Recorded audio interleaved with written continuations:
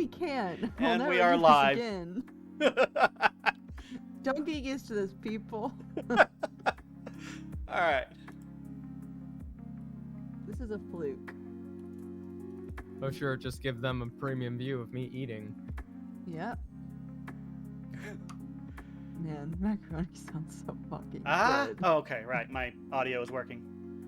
For some reason, I was like, wait, I didn't check my audio. But you did, didn't you? No, I actually didn't until just now. You didn't check your camera or your video? My camera was fine. My audio, I didn't check. But it's fine. I lowered it a slight bit. Meant to check it, said was gonna check it, didn't check it. That's me in a nutshell. Okay, it's been adjusted. Hopefully it's good. Anyways, dealing with some cult classics.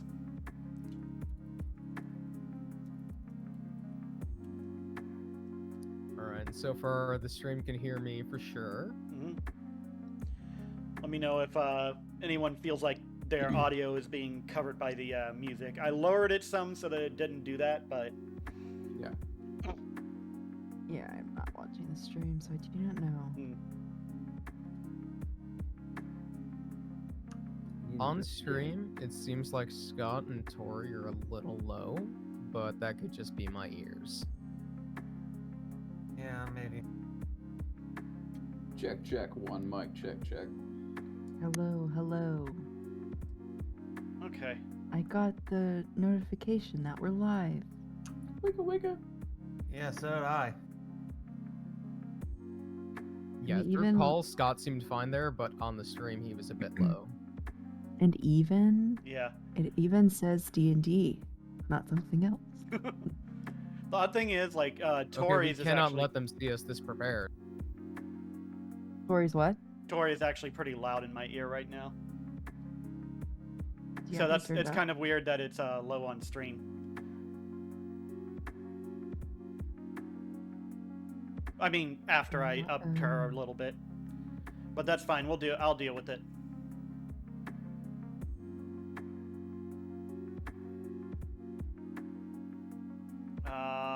I was doing the thing. The thing? Doing all the things. :/. Whoa. So many things. Hi, V. Hello. Is, Sean just gonna disappear? And then one day we'll see her again? I have a plan. A plan? Oh, no. Alright, everyone. Sorry, V. Since you're gone with a baby, you are now dead. Great. Make a new character in your time off. More pain for Kel to go through. Plans Yeah. have been You're made. gonna traumatize Kale. That's the whole reason for this campaign. You didn't know that? I'm sorry, That's Kale. the reason we've done everything we've done. Kale's just gonna figure out at the end of the campaign that he's just been in hell this entire time. Yeah, he's just been in like the ninth Pretty circle. sure he already feels that way. You're like, oh, this is the bad place. By the way, great show. Right? I haven't finished it, but it's great from what I've seen. Tear jerking of an ending. And you used a comma instead of a period on the Twitch. Or rather, you put a comma in front of Twitch. How did that even work What? then?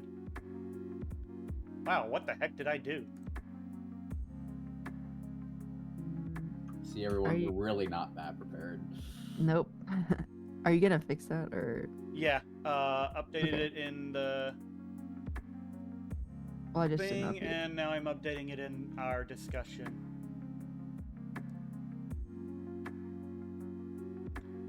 Yeah, I saw it didn't embed, so I'm like, what's wrong with this? Yeah. I was busy getting distracted by Here we go. you guys. Copy text. I have to tweet. Tweet, tweet. Copy. You know what would help? If I set this like this. Then you guys can... Oh, that's not what I wanted to do. Spoiler was not the thing I wanted. was this one.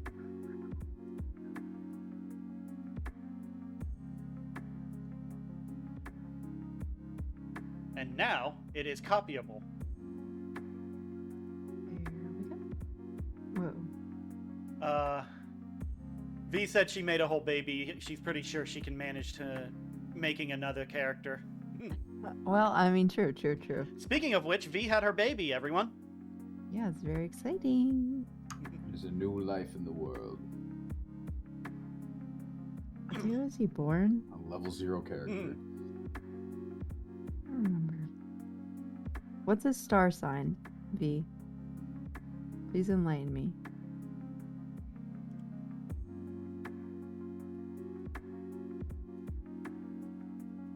If she responds in chat, someone will have to tell me what she says.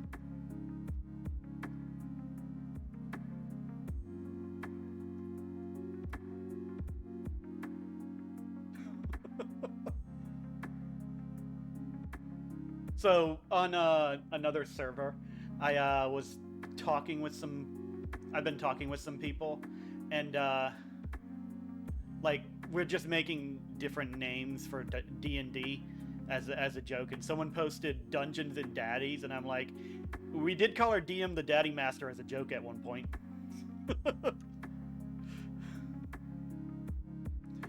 22nd March, Yeah. Pisces, Aries, Cusp. Aries? Yeah, I was gonna say. Aries, cusp of Pisces. Alright. Or other way around.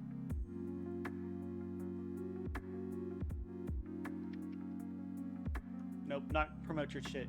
Community going live. That's the channel I want. I just got into a Yep, brutal that's a very fight. important distinction. That is. Brutal fight? I just got into a brutal fight with the numbers 1, 3, 5, 7, and 9. The odds were against me. Oh my god, you're the worst. I think I gotta leave. I don't know if I can play with you guys anymore. I love the next response too. Multiply them all by 2. That should even the odds. Oh my god. Okay, I'm out of here, friends. Just let me. To be fair, at least you didn't see 7, 8, 9. 8, 9. Sorry, gone. Well, we're down 3 people today. Oh, wow. Gail actually left. He was like, I'm really done with I was this. just like, nope, done. He's like, nope. This is the end for me, friends. Oh my god. I guess he changed his mind. Welcome back, both of you.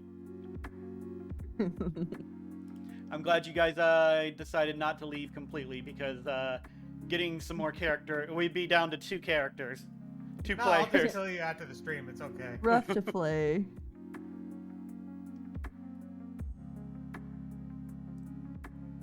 Neat. Alright. Voice mod.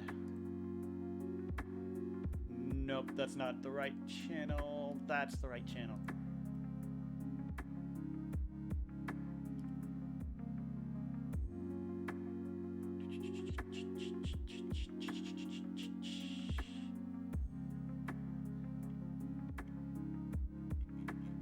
I've forgotten where this one is the right channel.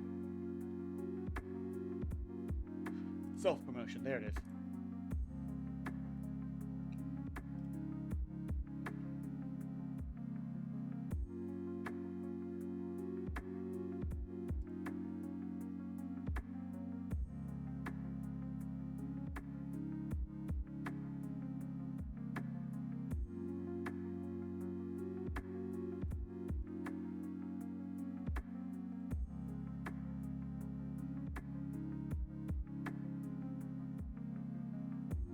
Why Twitch? Why you do this? I mean, not Twitch, Discord. Twitch is fine at the moment. How long did Laura take off when she had her babe? Like, wasn't it 3 months? Maybe 4? Yeah, it was like 2.5 months. I mean, you take as long as you need to, V.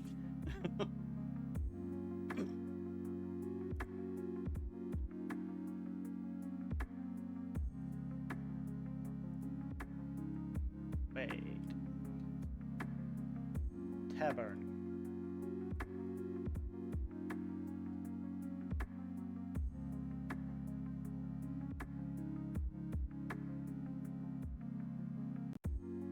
Sparrow, that's automatically done.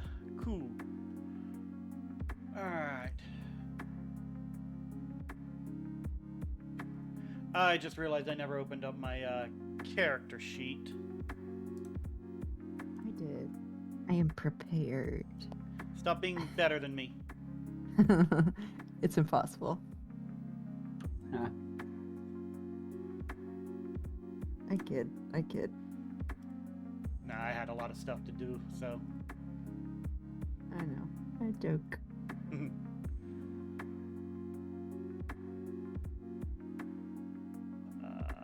There she is. View. Facebook.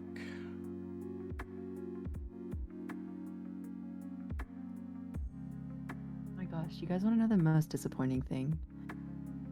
It's like not really, but like, again, gluten-free recently, right? And I can't have corn, so I can't have like normal tortillas or corn tortillas. Mm-hmm. So I have to buy like gluten-free tortillas. And Those they're like, are the worst. they're bad, just like kind of in general. But I want to make a quesadilla because I love quesadillas. So I made one the other day. And after I because I like my quesadillas a little bit burnt. But the thing was like heating up forever and it just like got brown. And I was like, okay, I guess that's all right. And I took it out and I like took a first bite and it like tasted like straight up cardboard. Like I could barely bite through it. I was like, wow, this is the worst Oh no. thing I've ever had in my entire life. And gluten-free tortillas are so expensive. For like, it's like $5 for like a 6-pack, and I'm like, this is not worth it. Hey, do you like potatoes? Yes, I do. You can make a tortilla out of mashed potatoes. Really? I didn't Yeah. know that. I'll have to look it up. Yeah, I I'm gonna think write it down. potato bread is a thing. Well, potato is just a starch, right? Yeah. So you mix it with the stabilizer, Potato. and you can pretty tortilla. much just turn it into a tortilla. I've done it. Oh, cool. Okay. I'll try that. Because, bro, gluten-free tortillas are nasty. Yeah, but potatoes, it still tastes like potato, and potato overrides Potatoes are anything good. gluten-free. So Yes, potatoes that's are at least good. what I learned from that experience. I love me some potatoes. First time I ever used my air fryer, I went way too overboard. I put a bunch of like chopped up chicken. I put it in there, and I like read the instructions, and it's like, okay, this temperature for 25 minutes. Okay, sure. Click. Come back, and they are all just like dehydrated chunks of hard chicken. I'm like, well, I'm not gonna waste it. So I suffered through and ate it. Oh, I still ate that quesadilla. Those things are like over $1 a piece. Like, are you kidding me? One tortilla. For just I one? ate that Holy shit. shit. It was terrible. Well, I mean, it's like a little bit less than $1 actually, but I mean, I wasn't exaggerating. It's a 6-pack of tortillas for $5. Like, you can get like a 12-pack of tortillas for like $2 normally, maybe even less. It's so annoying.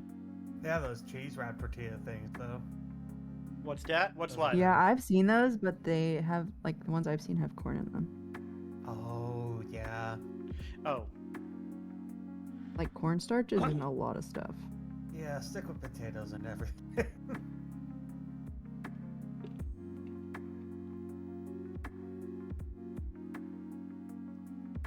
Perhaps I'll need to look at other brands, but you know, I get tired of reading everything at the supermarket. It's so annoying. Yep. At least I'm quick at finding the words that I can't eat, though. And scan. Yeah.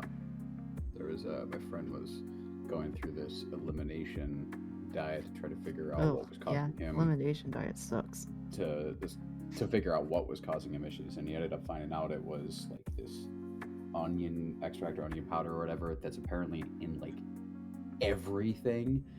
Mm-hmm. And he had to go really hardcore to change up what he was eating, because apparently that's like an extract or whatever that's in most packaged foods of any kind. Yeah, and I don't eat meat, so it like makes it that much harder.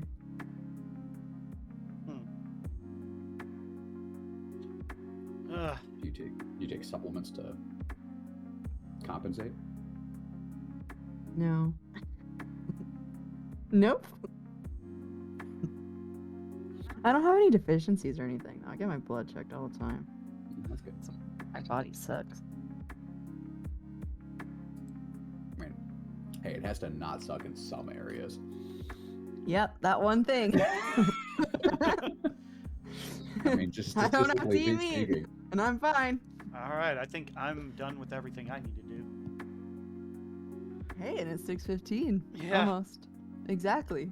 You gotta stop it, Ant. You're putting way too much. Yeah, expectations the on it. pressure for next week. Don't get or used the to week this. After that.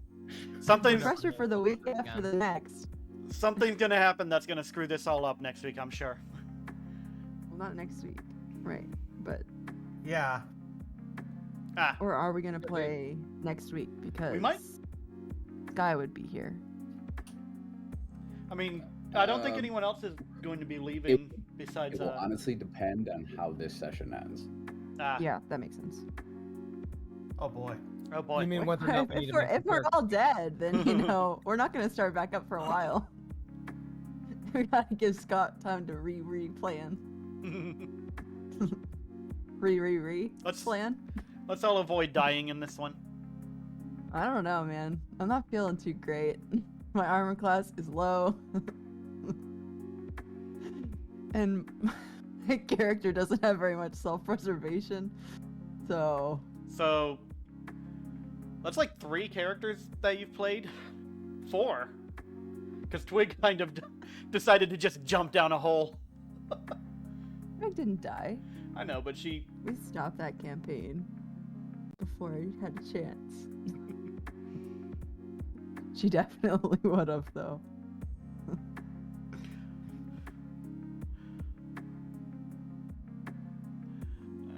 Alright, we ready to start? Everybody else got everything ready? Yeah, I'm Go. I ready. think so.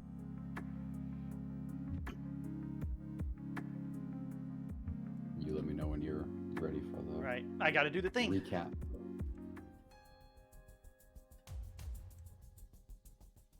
Camera off. There we go. All right. So, last session, you guys had fallen down a massive stairwell after being chased by a number of shadow beasts. And when you came to, you were unknowingly how far down, deep underground you were.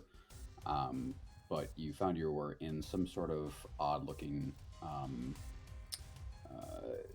lower chamber that led to a number of abandoned rooms, with one of them being full of corpses, and also this place seemed to be occupied by these strange reptilian frog type creatures. They had one was all red and had long claws coming out of each of his fingers, and the other one was bluish colored with these curved, almost like blades coming out the back of its hands.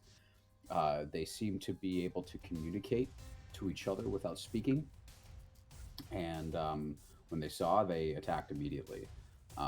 They seemed intelligent in their looks and some of their the way that they fought, but they fought to the death, and you guys were able to dispatch them. You moved on from there, discovering a gate that led deeper in, but was locked at the moment with a number of those creatures asleep and in a previous room. You then decided to go away from that and into another room where you found some garbage, some treasure, but also a woman, a half-elf woman that was there struggling in pain. You tried to heal her, tried to alleviate her pains, but unfortunately her chest burst open and this writhing larva came wriggling out of her chest. You guys immediately all curb stomped that thing into a smear, and not sure exactly what happened there. You guys decided to take one of the offshoot rooms and take a short rest to recover some of your stamina. You heard some odd noises and movement coming from the other side of this wall and down the back the way you guys came. You guys ended up going back and finding a way to unchain the door and get past it. And the room where the sleeping creatures were seems to be empty at the moment, but you do hear as this gate opens and you move into this first room, there is chanting happening through multiple voices down further into this chamber. And that is where we left off.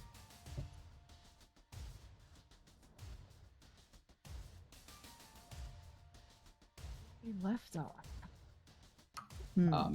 You all stand in a kind of a small L-like corridor.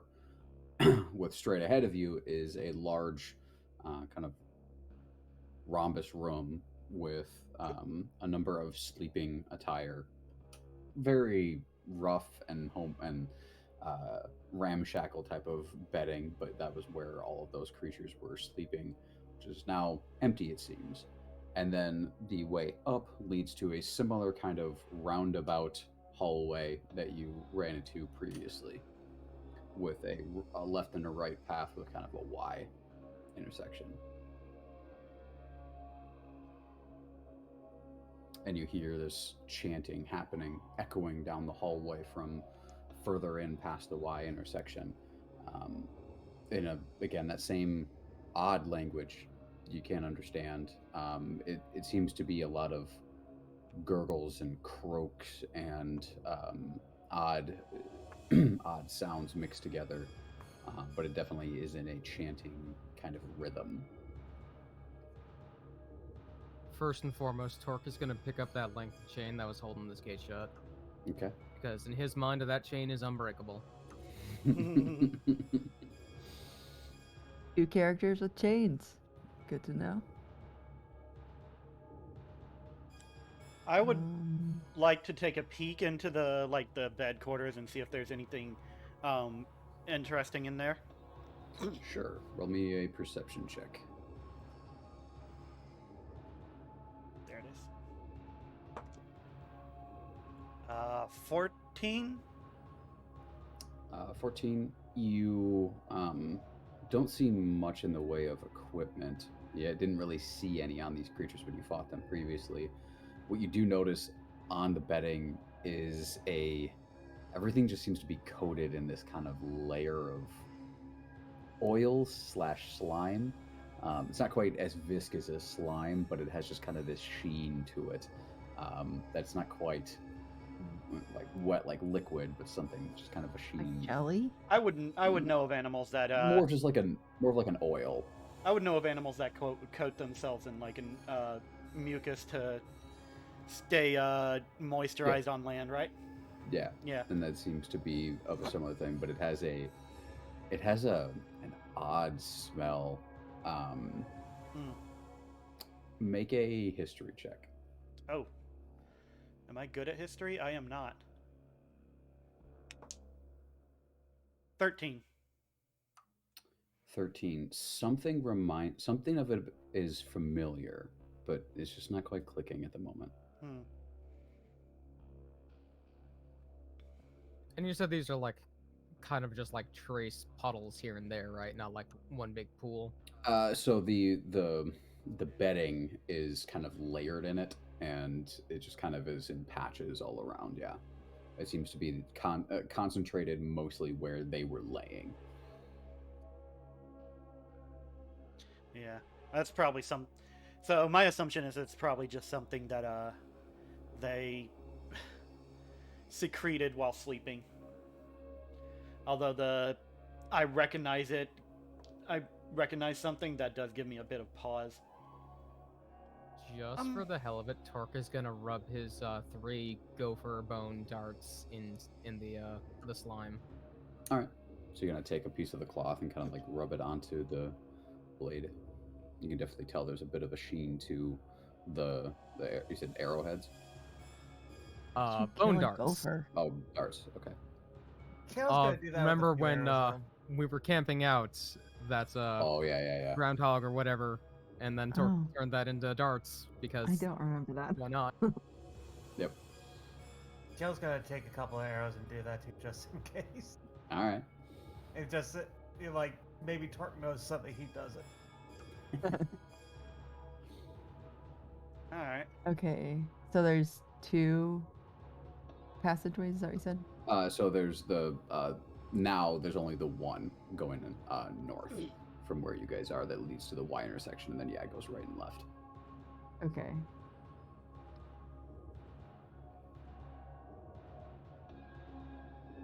And last time you said we should go northeast, so that would be what, the right side? You're from where That you're would be straight north from here. from where you're feeling it. It is straight north Mm. from your position. All right. Well, I feel like there's something weird about this sign, but I can't put my finger on it. It actually may help you, given what you're doing. Torque just holds up one of the darts, twists it in the torchlight of his torch. Pretty.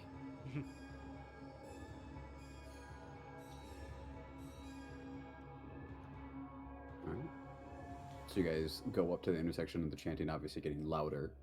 If you look off to your left and right, you see that there are offshoots into rooms along the walls, going up on either side of the corridors. And then you can kind of tell that they wrap back around. Mm. Like the previous room from down below. Mm-hmm. All right. Can we see anything in the room, or like here or whatever? You just see the hallways, the small little hallways that connect the rooms. They're kind of like archways with like maybe about a 5 or 10 foot tunnel, Right. connecting the hallway to the room. Well, let's get going. Which side of the hallway you guys taking? I'm gonna roll for it. Even is right. Odd is left. Left. Left it is. You walk up and kind of slightly just a bit around the corner, and you can see into the rooms. You kind of peek your head in. It looks to be a repurposed room. Not sure what the original purpose of it was. It's about 50 by 50 room, and it has a lot of accoutrement of what looks to be a shrine. There's a table off to the back end of it, and it has bloody bones all wrapped and kind of stitched together in this odd looking spiral.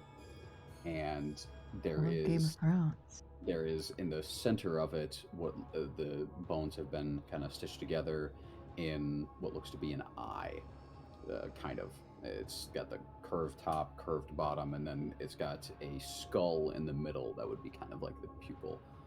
And it's all looks to be semi-fresh bones.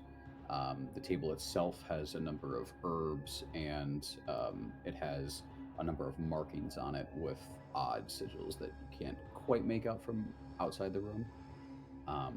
And there is a large tome that is on the table as well. Other than that, it just seems to be kind of a dirty room. There's splatterings of things all over, dark stains, and there seems to be a couple of spots in the room where there was a lot of something spilled. It's dark, and you can take your own guess at probably what that is. And you said this is the room on the left, right? Correct. Okay. Seeing that kind of totem, would that be familiar at all to Torque in any way? Make a history check. Wait, this was the left one? Yeah, left. Yes. Oops, I moved Retribution to the wrong side. Well, I was thinking I would go right, so you were just reading my mind. But the dice said otherwise. Not bad. A 16 on the die for a 16. 16. you feel you've seen this in somewhere in one of the books of your mentor. It grab something real quick here.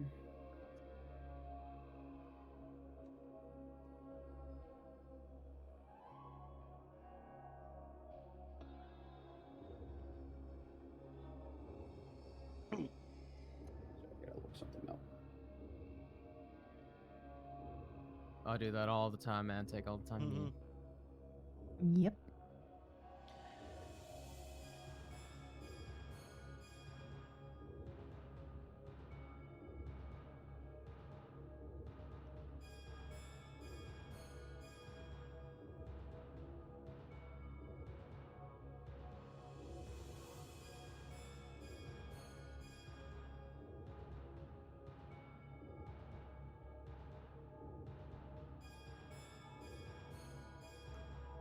The name Dulkir comes to your mind. It's you've seen this before in some writings that had to do with the old Dulkir empire that tried to invade this world many, many years ago.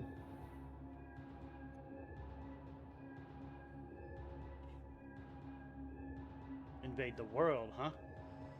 Old trouble. Not like smash. And he's just gonna ready his club, waiting for them to say okay or no to smashing the totem. You think we should destroy it? Just nods. You seem to know what you're talking about. I don't see a problem with that. My bow's out. What does Merrick think? Oh, see what he's got for history. Maybe I should history as well. Wait a minute. Nope. I have no idea. That's a natural 20 for 24 from Merrick. Oh damn! He, as I knew Do you- he'd come through for us. he sees the same symbol and mentions that, yeah, this is not a good sign. If these creatures are serving the Dulkir, they are serving a very dangerous enemy. The Dulkir, the Lords of Madness. They invaded Everon a long time ago, and it was reported they did it with a host of mind flayers, beholders, and any number of other aberrations. And they had power enough to quite literally reshape the world that was around them. They had immense power. They said that they were sealed away by these old druids of some kind. The writings are kind of obscure, but they were sealed away back to their world of Zoriat. Zoriat? Xoriat.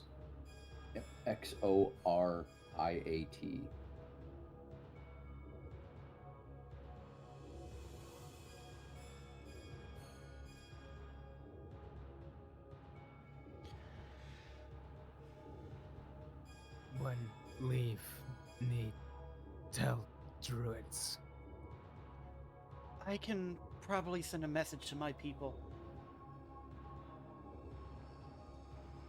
Green ones. Oh, And a number of you that have maybe slightly higher intelligence, you think back to a lot of the murals that you saw in this place, and what looked to be like a pilgrimage or movement of these people that were usually all depicted in green. Alright. I had a single thought this entire time. It's just like There's not go a the way single I thought should go. behind those guys. Yeah, it's just like nothing. Blink, go the way I'm supposed to go. That's it. I have a +1, unfortunately. The only thing keeping Rhett in place is Shauna holding her. Yeah, basically. Otherwise, I'd still be walking. Bali doesn't actually kind of pipe up and say, "We don't have time for this. We need to go. They're doing something." And you can hear as you're at this part of the hallway, you can see that it wraps around and moves into a very large hallway. You can or a large chamber beyond. You can see kind of a corner of the room a bit, and there's a large pillar that seems to be one of many. And the pillar itself is very well decorated in a number of motifs that match the same ones you found up top near that fountain. Very nautical themed, with a number of looks of like very intricately carved waves and sea creatures kind of moving around in this upward spiral of this column.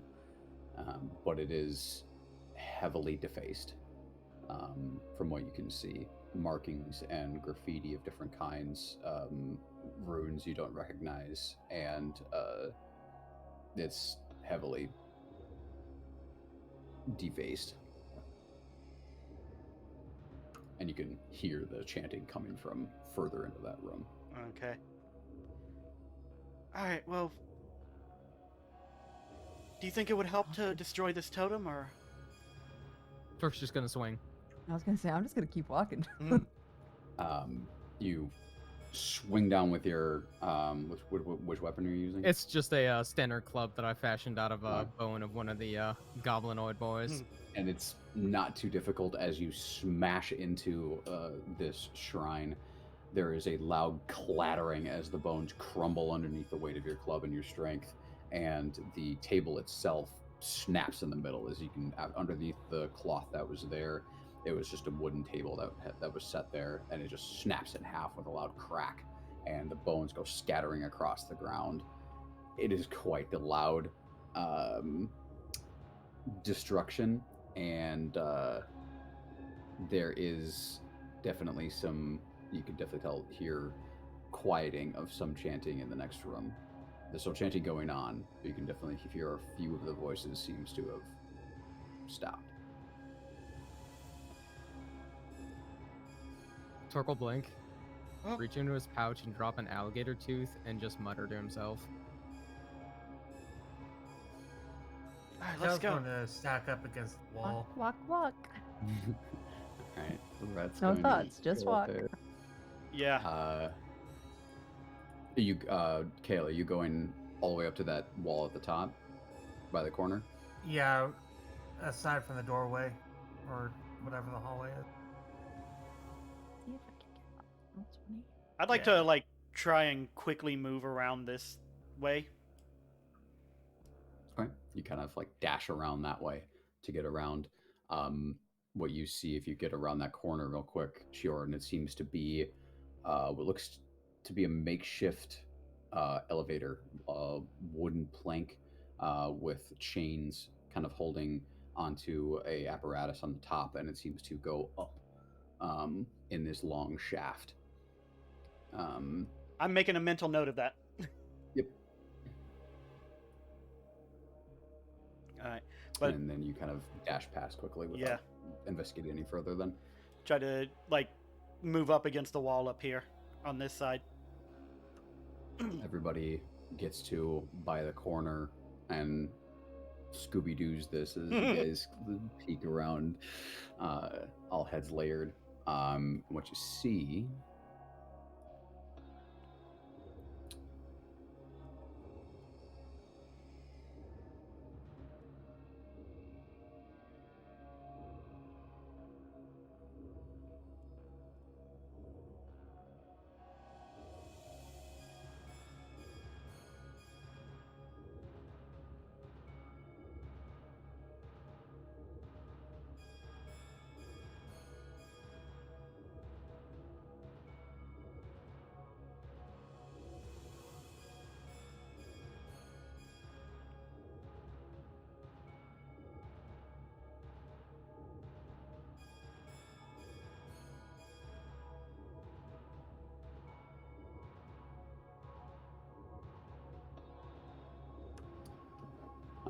If you can see that on the map, there's quite the plethora of creatures in this room. There are 3 of the red ones standing kind of closer to you guys near the kind of the middle of the room. There are 4 of the blue ones, and there are 2 creatures that look similar, but they are stockier. They're far shorter. They're probably only about, at max, like 3 feet tall. They are green and look a lot more froggish, but they both have like staves that they are holding on to. And they are all in different forms of kind of subluxation, all contributing to this chanting, save for the 2 reds at the back, which have stood up and are kind of looking at each other across the way. At the far back end, you see a creature standing above them that is very similar, same kind of species it seems, but this one is gray-skinned, long, just 2 long claws coming out, and it seems to have these kind of fin-like webbing from its chest to the underside of its arm, and it is leading the chant as it has its arms up and it's turned away from you towards the far end where you see this this raised dais up above them, which standing on top of that is a very large arched slab with numerous intricate runes on them that does not seem to be the same runes as what you've seen throughout with the graffiti on the walls and the pillars in here. And it seems to be giving off this very slight glow to it. It has almost its own kind of luminescence. And the main creature is standing up on both feet, on 2 feet, arms wide up, chanting this guttural, froggish language. And the other 7 of them are, like I said, in that subluxation position, and the 2 reds are in the back. The dais can be accessed, you can see, by 2 ramps that go up on either side and kind of curve around, so that you have to go up, around, and then back to get to where the actual arched slab is. Is it the arch slab from my dream? Yes, it is. Okay. You feel the pull in that direction. I'm gonna hold up a finger towards the others from looking at that, and then like 1 second, and then pull off my. You holding me back? Huh? Because I said, Well, are you holding me back? No, I'm or- on the other side. I can't hold you back. But this is a good thing. You should probably stop. Kale, you're the one right by Red. Are you stopping her? I'll stop her. All right. All right. You kind of feel a tug on your armor as Kale's like. And then Kale, your bow is. Oh, I know. Thank you, Lyslin. and then I'm going to take a step right here, just like right there, and cast what is it? Gust of wind. I did the measurement, and 60 feet should hit the guy. Be just enough to hit the guy in the back, assuming it's not too high up. He's only kind of like on a small raised platform, maybe like 2 feet off the ground. So everyone in draw shape from here to here. We'll need to make a a dex saving throw? No, strength saving throw. A strength saving throw of my DC is 15. Or they're pushed back 15 feet, and they have to spend extra feet to move forward. All right, so that's those 4. Gotcha. All right, As Shiorn does this, Kale, in the back of your head, you just hear, you know, I really think we would have learned from going into crowded areas. Well, that's why I did this. I want to get their attention and have them funnel out.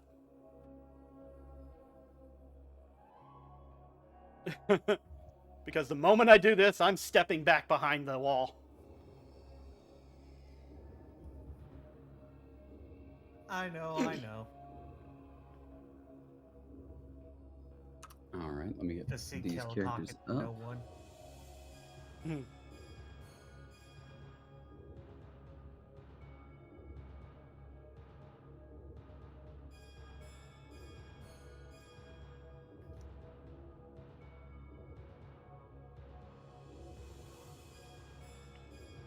Oh, I need to mark that off. This is my, what's it called? Racial ability, by the way. So that's my one use of Gust of Wind.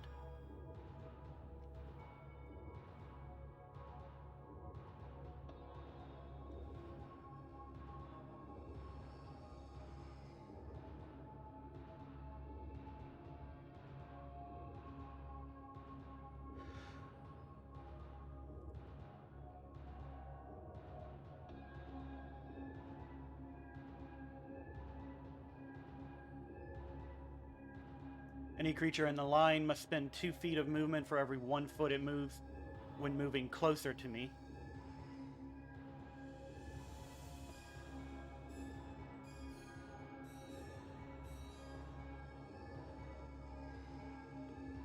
Oh, I should probably change this to battle music.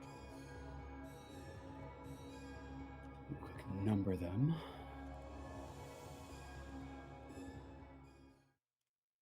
I'm not sure what would be better for Torque at the moment right now for his rage ability.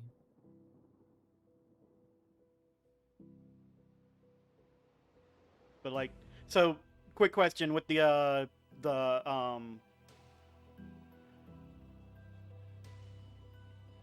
I'm sorry.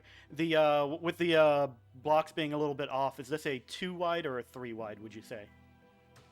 Your thing's 10 feet wide, so it's. I know mine is covering- 10 feet, but the path here is. Would you say it's? Excuse me. So use the white grid blocks. for your reference. Okay. That's not the floor. So this one here is open. Sorry, which one? The one on the left, right here. Yeah. I mean, you can be. You're basically against the wall when you're in that spot. Yeah. Okay, just making sure, which means that I've left some Yep. room for everyone to do Yep. some ranged attack there. Yeah, it's the archway you're in is about 15 feet. Kind of odd not having like total of 3, but it's basically there. Mm-hmm.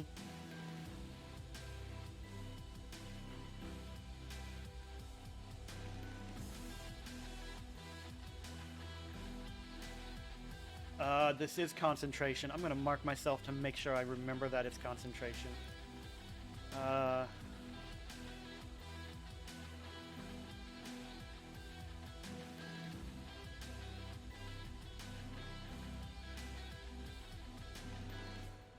Oops. That looks like a sufficiently concentrate-y type thing.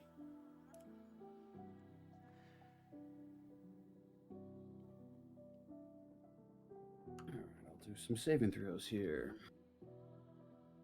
Yeah. It also extinguishes candles, torches, and similar unprotected flames in the area.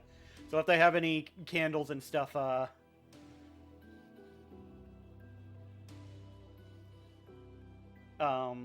lit for the ceremony. Does 17 make it? 17 does make it. It's a saving throw of 15.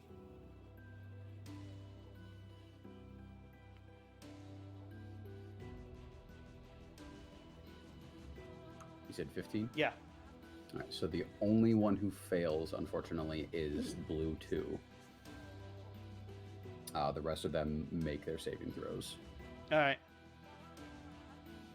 But it's still going to keep everyone except for the people on the left. If they try and move towards us. Actually, 1 second. Let me check something. Hmm?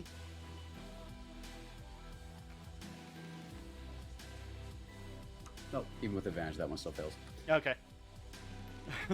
Yeah, but it'll still keep them from moving fast because they have to basically do 10 feet for every 5 foot they normally move.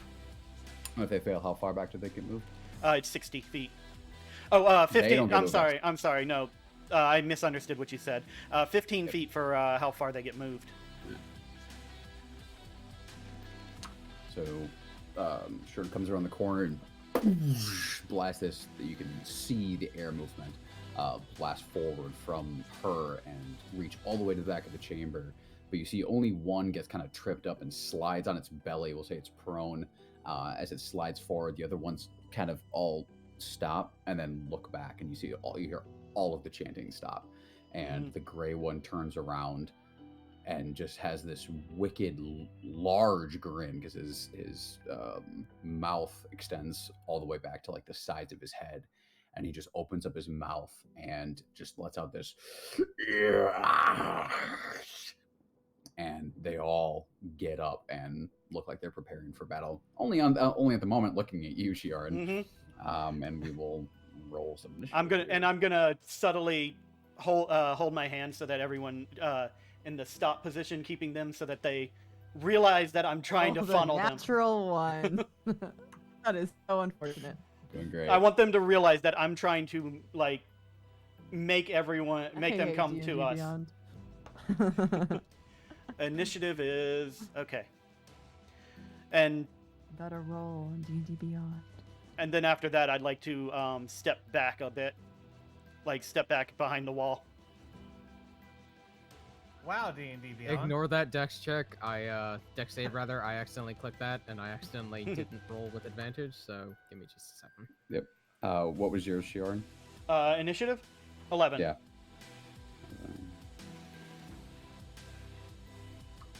Is that yours at advantage? Is 3? No, at advantage it's a soft 20. Okay.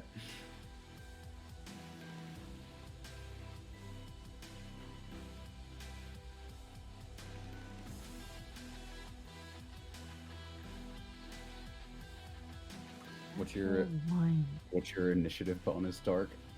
Only a 2. So Mythic will go first. Yeah, unfortunately, most of you are going pretty low in initiative. I mean, Wait, Shiaran, what'd you get? 11. I got 11. I mean- Shauna got a 6. Oh no. Kale's at a 14. And Still then not great. then Still not Torque- great. Then Torque America got 20, and then Bali got a 21.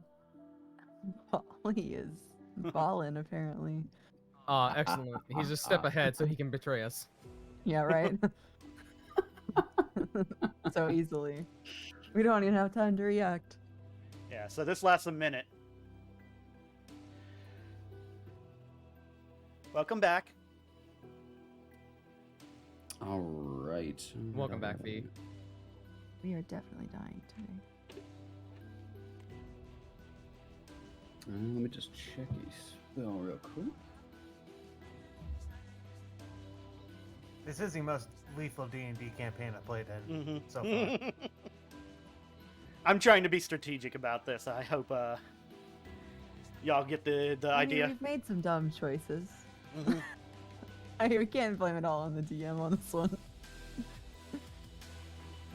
We've made some dumb choices. Yeah. You Torque's only see, tie here is Merrick and Kale, so you see the gray one wave its hand and cast a spell in its odd language, and it vanishes from sight. Oh, hold on a second. Freaking rude. I think I read this wrong. Each creature that starts its turn in the line must succeed on a strength saving throw or be pushed back. I'm sorry. We'll just say that's what happens on their turn. Yeah. Sorry about that. No worries.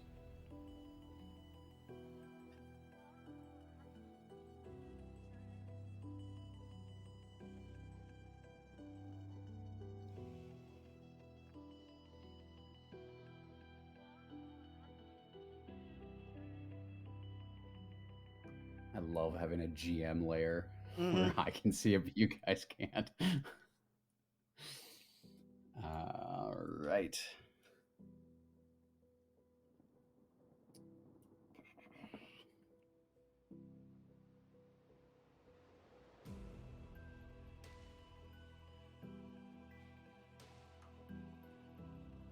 Bali goes charging into the room. As he does, he's yelling, "We need to get to the slab now! Destroy it!"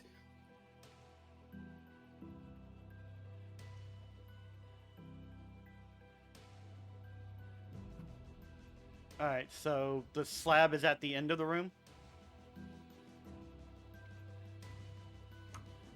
Yeah, it's at the back end, and then it's on a raised dais in the far back. You see Bali kind of dip into the room, and is obviously not dumb enough to go just straight into the horde, and he dips off to the right, trying to maybe flank around past the pillars to give him some cover. With the wind going. Oh, It doesn't really he'll- affect he'll- him going he'll that dip ar- direction, but he'll dip. No, it would, because he'd have to go through it. So he'll dip around to the. Does it stay centered on you? Like, does it say like coming from you? A line of strong wind, 60 feet long, 10 feet wide, blasts from you in a direction you choose for the spell's duration. Each creature that starts its turn in the line must. I guess it does come from me. So yeah, it's coming from you. In which so case, that I wouldn't have moved. moved. Yeah. Because I'm trying to get them to like funnel out. Yep. So he'll go around to the left then, as he will avoid that torrent. And that's about what he had to do with his action.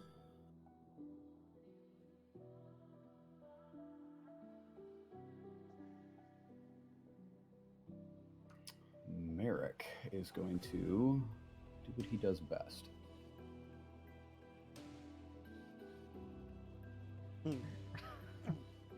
Fire! Yes. Eric started a fire. So does the wind affect the fire? Fortunately, no, in this case, but he is going to reach back his hand, light up his finger, and poosh, light off a fireball. That is going to encompass.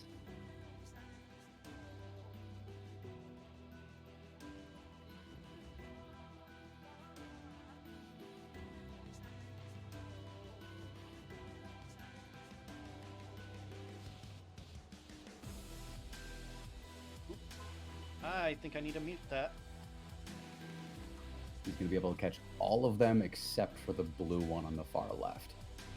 As a big, just 20-foot radius explodes. Nice. So they all need to make some dex saves. Give me a second.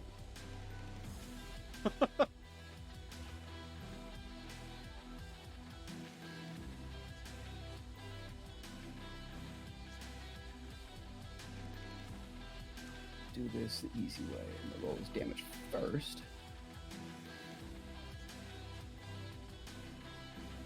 And he's doing this at a 4th level. For 32 points of fire damage. Sweet. Okay, so quick question. Would we get a sense that this might be the boss fight? That's to your determination if this is something you want to use all your resources on or not. I literally... Well, we're running low anyway, so... Yeah, I have 2 spells, and I'm saving them for healing. I have one spell slot, one spell that I can use. You only have 2 spell slots left. Yeah. Oof. I have 4. I have a racial ability and 5. some extra casts of guiding bolt. That's good. Guiding But- Bolt's a good spell. yeah. I have. But I want to save them for like what seems like the biggest problem.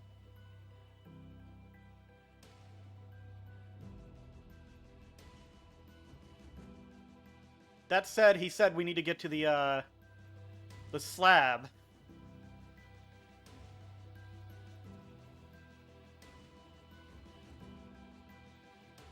I have an idea.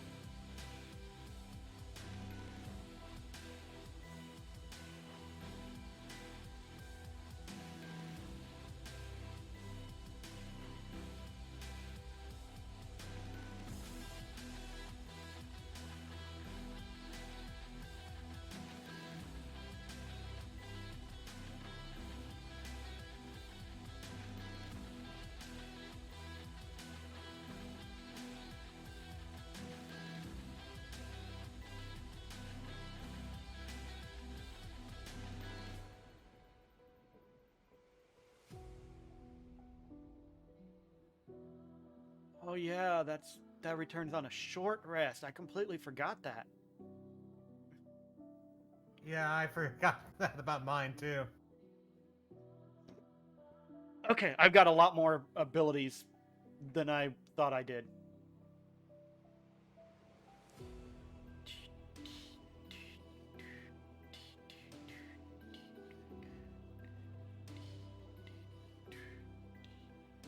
All right, so the fireball goes off and encompasses all of them. And you see that where a number of them were hit outright by it, you see that a lot of them didn't take the full damage. And a couple of them saved against it and took even less damage. Resistant to fire? Seems like it. Oh boy.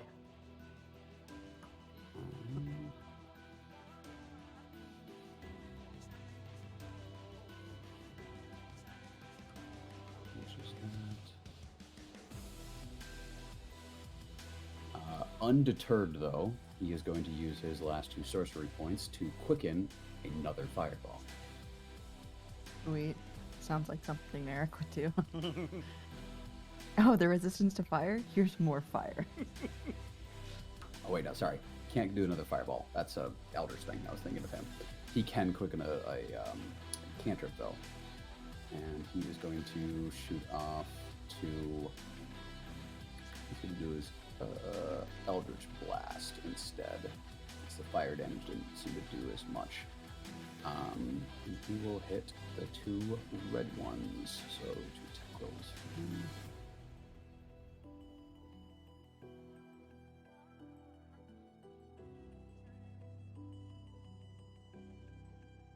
Definitely both hit. Sweet. 9 and 5.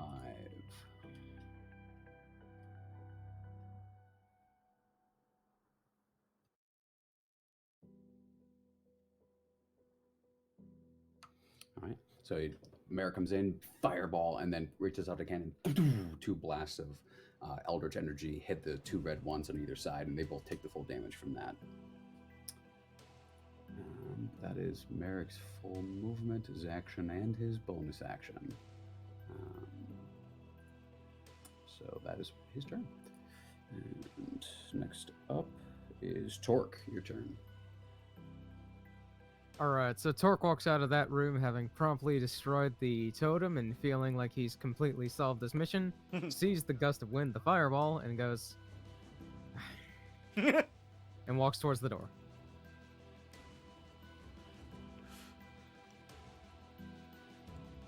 You can move your character where you'd like.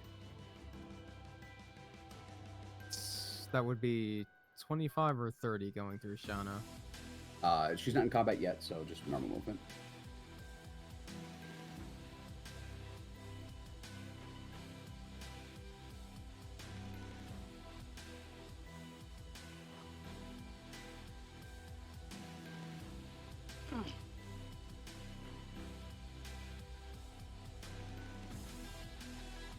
Taking one more step, seeing all of the frogs.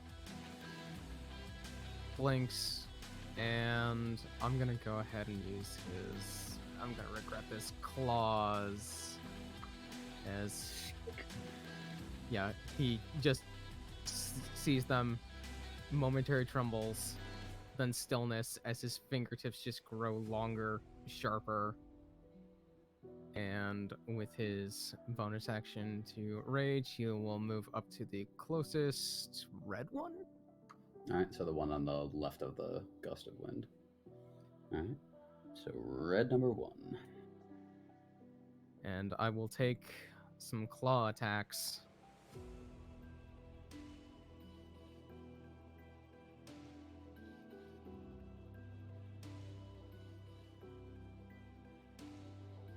Alright, first one is a natural 3, which brings me to 10. Yeah, that'll miss. The second is a natural 20. There you go. Brings Make me up to for it. 27. So much for the funneling. 20.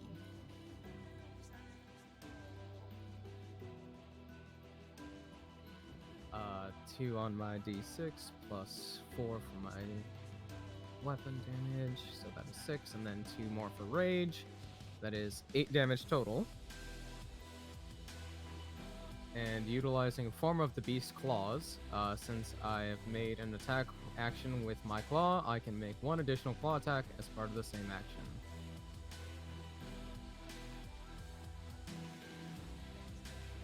And a 12 doesn't hit, right? Unfortunately, no.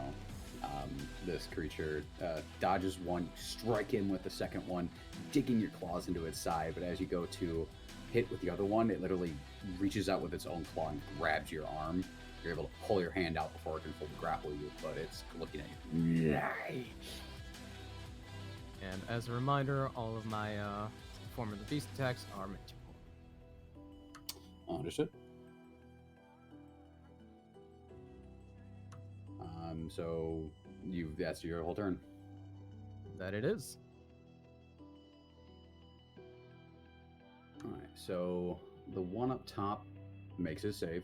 So he is not pushed back, but he does have difficult movement while he's in there. It's just double movement, right? While he's in the Yeah, chest. if he moves towards me, basically, in the direction towards me. So, Okay. if he moves out of it, then, like to the right or left, it doesn't say anything about that. So I assume that would not affect them.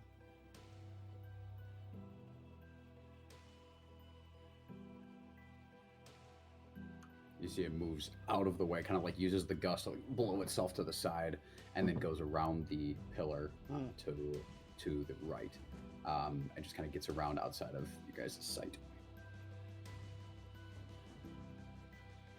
One is going to retaliate against you after you see that these creatures have what the other ones did, and they seem to have a healing regeneration.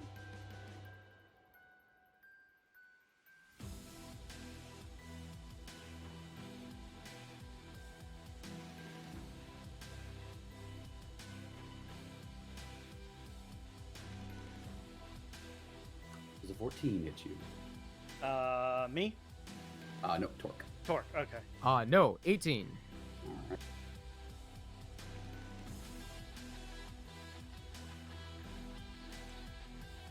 He has the greatest armor of all, rippling muscles, and a Dirty. shield made from a dead rabbit. Dirty 20.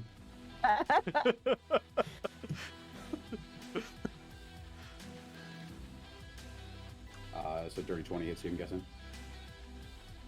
Yes. All right, that'll be 5 points of damage, and I need you to make a Constitution saving throw.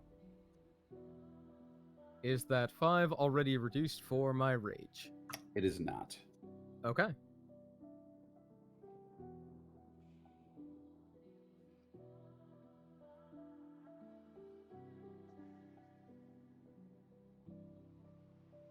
Con save 21. You're fine there.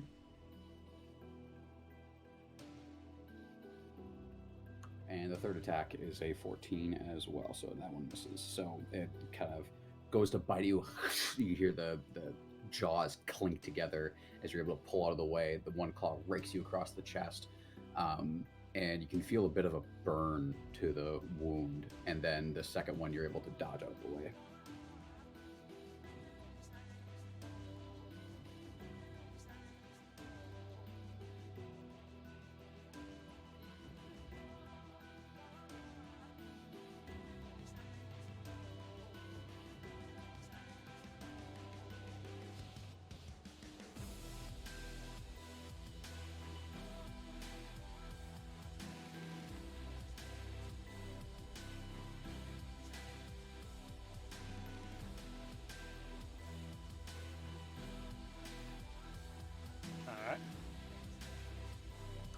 It's going to get there, and it is going to reach out its hands and begin to cast a spell.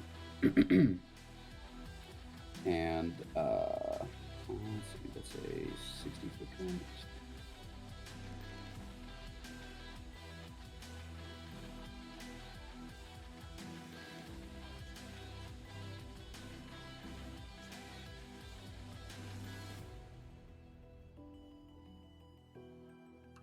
30-foot cones. So 1, 2, 3, 4,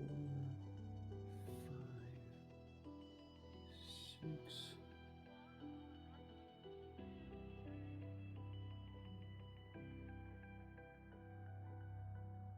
All right. So yeah, doesn't need to be seen. Yep. Okay. So I need Merrick, Shioran. Let me just count this out one more time. 1, 2, 3, 4, 5, 6. Yeah. So Merrick, Shioran, and Retribution, all to make wisdom saving throws for me. Bjorn and Merrick, are they within 10 feet of me? Merrick is. He gets his +4. Wisdom. All right, that's okay. I have 18. I got a natural 1. Plus 9. So 10. What auras do you have, Red? You have your aura of protection, and then do you have your aura of courage? I don't think so. I don't know. Let me look. I believe that's a level 11 paladin thing. Let's check this to be sure.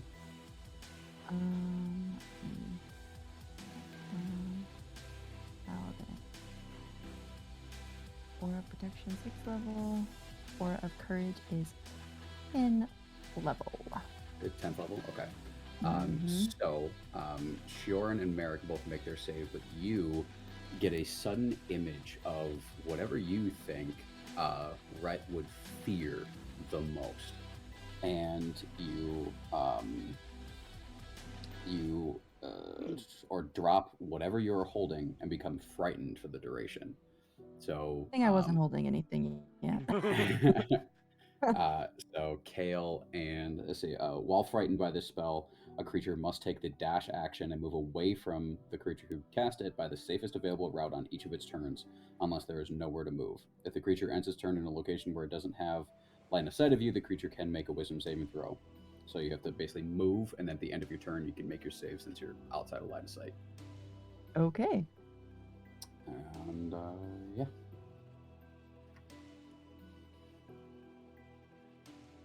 Man, I've gotten unlucky with my my rolls so far. 2 natural 1s in a row. You need to put that one away. Well, the one was on D&D Beyond, and then the second one was my other die. So just really unlucky. Kale, your turn. Okay. So where exactly is the totem? Like the slab? Yeah, the big slab. Way back. Way back. Shit. Yeah. You'd have to get back to the back of this temple, like in this area, where all of the creatures are, and then there's another kind of big round area. If you can pull the map up a little bit. Yeah. Ant, you kind of show. I pulled it up. Alright. Yeah. But okay, so the yellow thing is the slab. Oh no, it's up on that platform in the back. Okay, and how raised is that? Is it possible to see it from here? You can, you can see that it's from there. It's about probably a good, from floor to the top of the dais itself is probably about 15 feet high. Okay, so 120 feet will hit it from here. Yeah, Cool. it will. And the slab itself stands about a good 8-9 feet tall. And that's a good representation of the width of it, is that yellow square. We gotta get through this. Okay.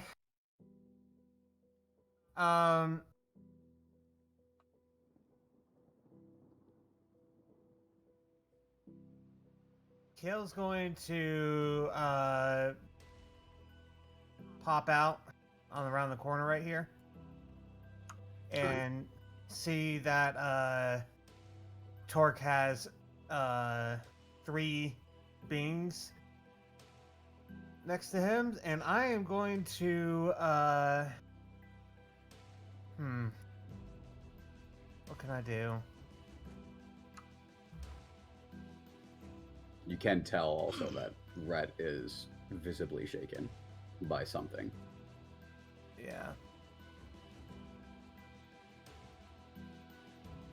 I think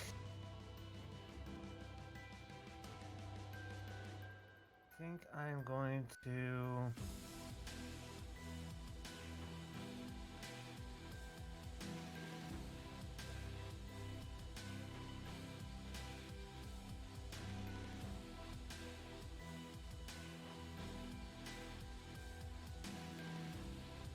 I'm reading something. 1 second.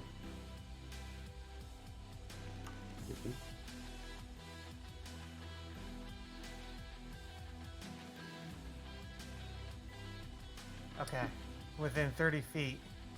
I'm going to go ahead and blow my Channel Divinity Radiance of the Dawn. All right. Everything must make a. All hostile enemies must make a saving throw, Constitution saving throw. Let's see here.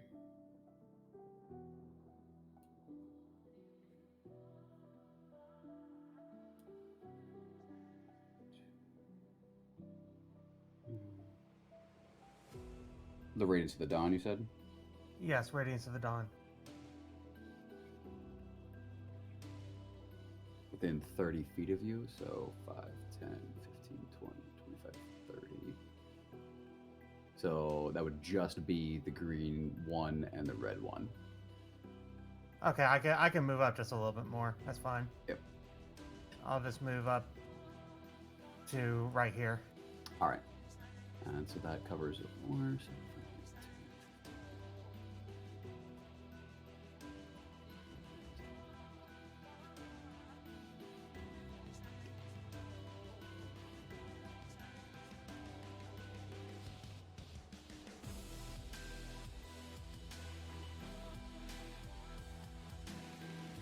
So so that will catch everything but blue 2 and 3 and green 2.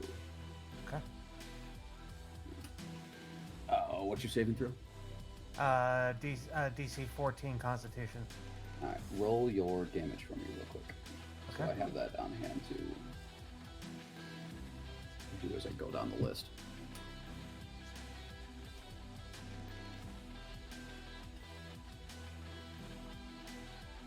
Okay. That'd be 22 damage. 22 damage, and that what you said it was a save of 15? 14. 14. Okay.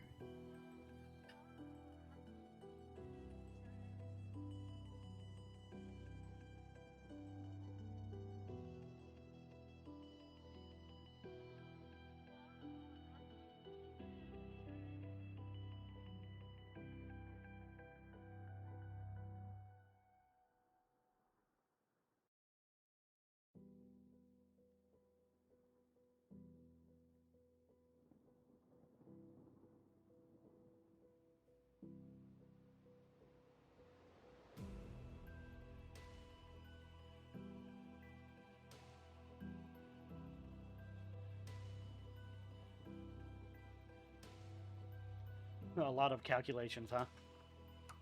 I just having to go down the list, make every save, and do the damage as I go through it.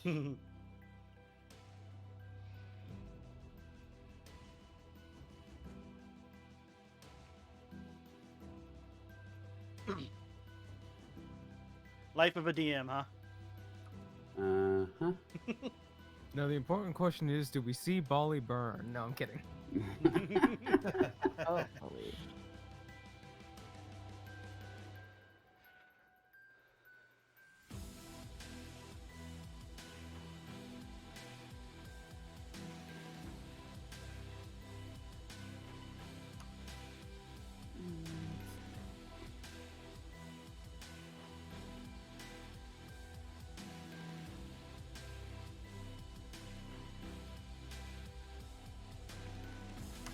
All right, so you, Kale, you grab onto your holy symbol and let off this burst of radiance that you let off upstairs before, and It shines through the room, lighting up all of the dark corners for a brief moment as a number of these creatures kind of reach back and hold their hands in front of their eyes, searing a number of them, some of the others making their saves. But it was kind of half and half between who made and who didn't. But they all seem to take the full damage, so radiant damage definitely seems to affect them. But then the light kind of fades back towards Kale, and they're all still standing, unfortunately. Well, when the light fades, you see Kale has his symbol back up, and just above him, I'm using my bonus action to cast Spiritual Weapon. All right. And on top of the green guy with the staff. The one closest to you? Yeah. All right, just a moment.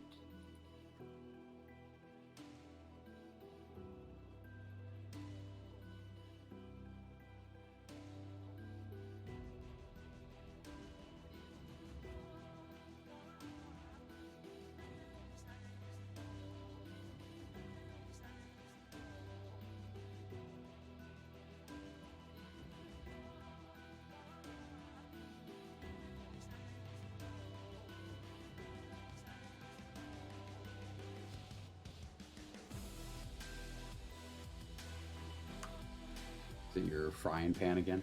No, actually, it's a rolling pin. Okay. Bacon seed? You're Bacon. gonna whack him on the head. And he's gonna get I'm a big gonna old whack him on the lump. head with a rolling pin. He's gonna get a big old lump on his head. We're going full on housewife now. Kale would be the best housewife. Do you have He an would, apron? I agree. What was that? Nothing. Okay. Rolling a hit for the spiritual weapon. Here, okay. Please be good. That'll be a soft 20 to hit. That'll hit. Yeah, boy, full damage. So that's a 10 damage. All right, so he comes down. No, 11 damage. 11 damage. 11 damage. All right. Yep. And just whack, nails it at the top of the head, and it's kind of, and a number of their attention is now on you, Kale. Anything else? That's it. All right.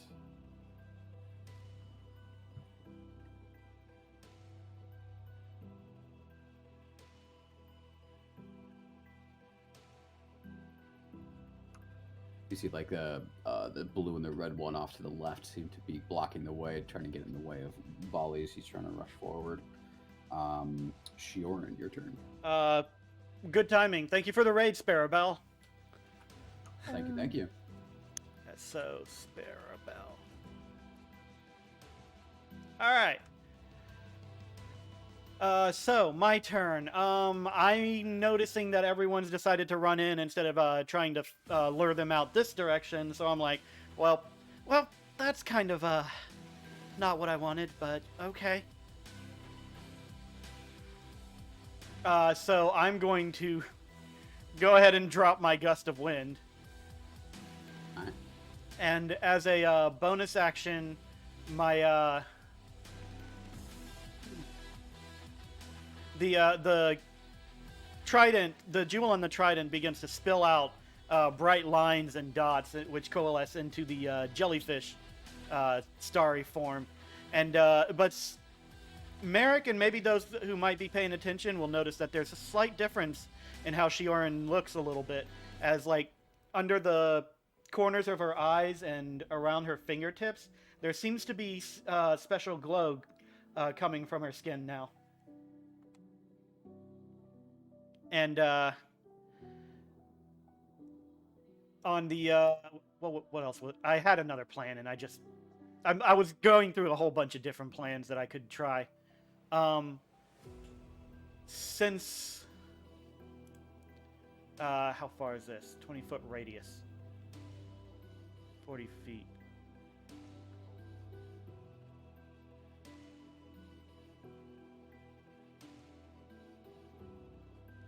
Yeah, no, I'm not going to do that. I'm as an action, I am going to cast Guiding Bolt at 3rd level. I was. All right. Which one are you shooting at? I'm shooting it at the slab. 120 feet. All right. And I was wrong. I don't have any of the special ones of that left. But I want to see if this will work. Guiding Bolt, 3rd level. There it is. Roll your attack. That's a natural 20. Plus 7 for 27. Damn. There you Natural go. 20 on a level 3 guiding bolt. Yep. That's a lot of dice. That's 66 times 2.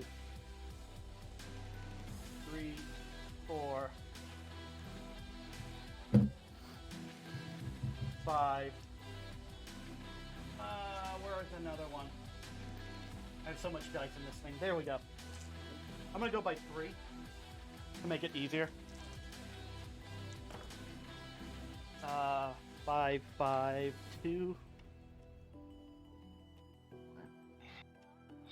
And 6, 2, 1.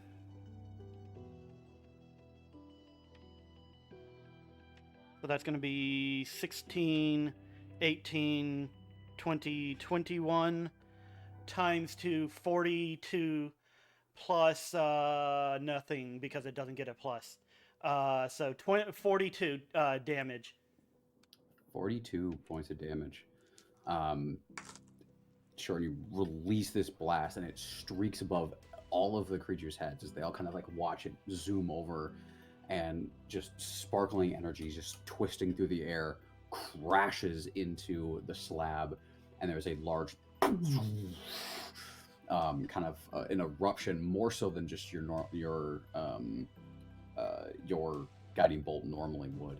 And there's kind of like a spray of sparks and arcane energy, and there is a large crack in the center of it with a number of the pieces of the slab having been chipped off, and you see that light that it had is starting to fade. It looks heavily damaged. Yeah. So the question is, do I want to go for it again with a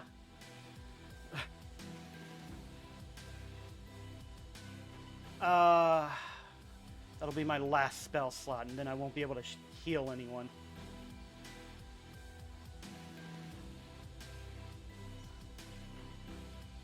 No, I'm gonna save that. But as part of the summoning of the jellyfish, it fires off a bolt at. Do I recognize where the spell came from that tried to make us frightened? Yeah, it's the green one next to Torque. Okay, yeah, towards him. All right. Well, that's probably not gonna hit. 4 plus 6, I believe. Yeah, 10. 7. Yeah, so that doesn't hit. All right. All right, so yeah, okay. That seems like all I can do for this turn. I'm gonna mark that off too. All right. So yeah, that's my turn. All right. And then actually, I'm gonna slip back behind the wall. All right. You're all done then? Yeah. All right. We've got this one, then Shauna, another enemy, and then you, Whit.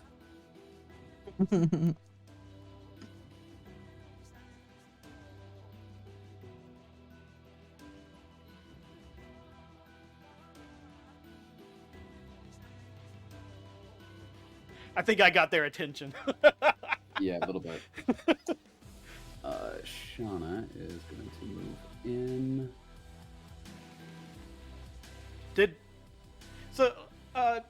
When I hit the thing, did any of them react in a way like other than just like, oh god, no? They all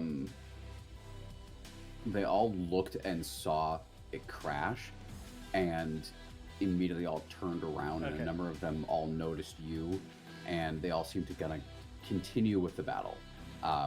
they're they all noticed it happened and turned for a brief moment, but then immediately kind of went straight back into the battle.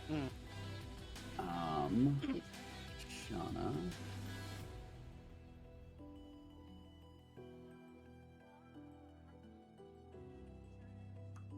Hits.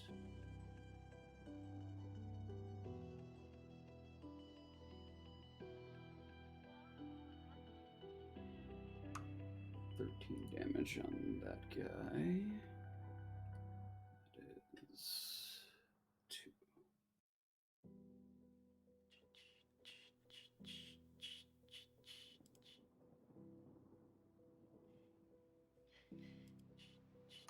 He misses with the second one.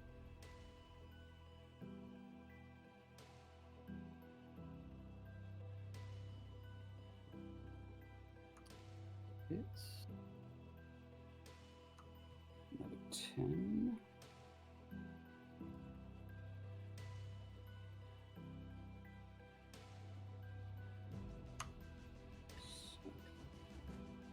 So Shauna comes in with her blade spinning. She strikes with one, misses with the other one, but comes up with kind of this double backflip kick, just with both legs, and lands in a perfect with her fans out wide in this nice pose as she's cutting into this blue one in front of her. That is her action and her bonus action and her movement.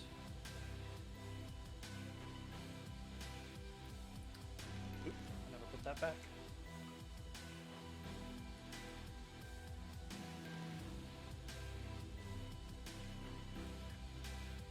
It's going to get there.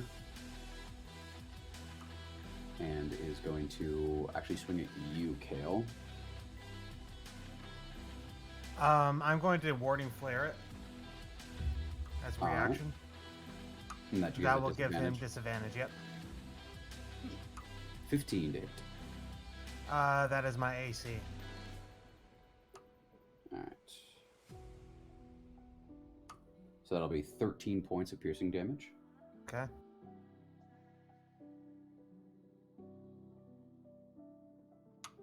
Uh, 24 to hit. That hits.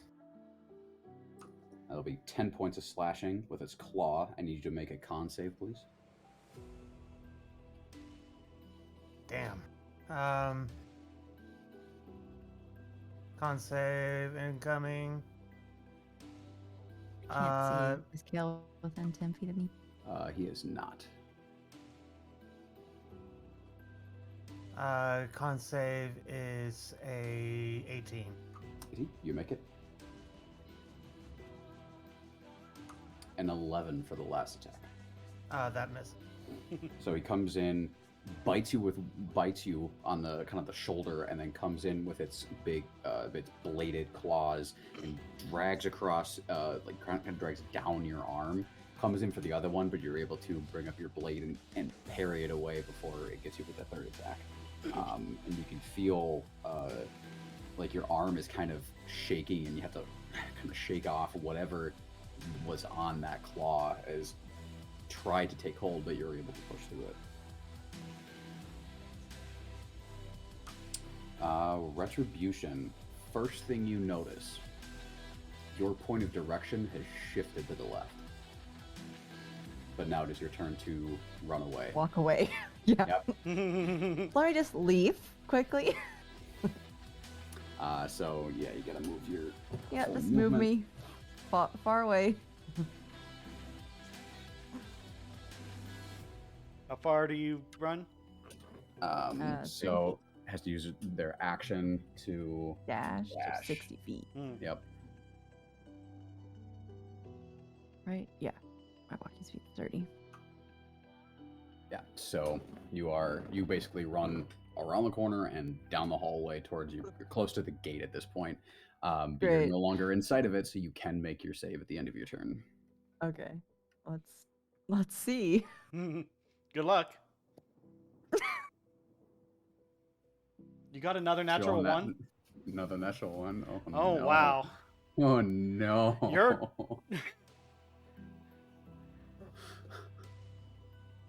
Your luck is terrible today. Wow. That's the third one in a row. What are the fucking chances, bro? I used a different die in every.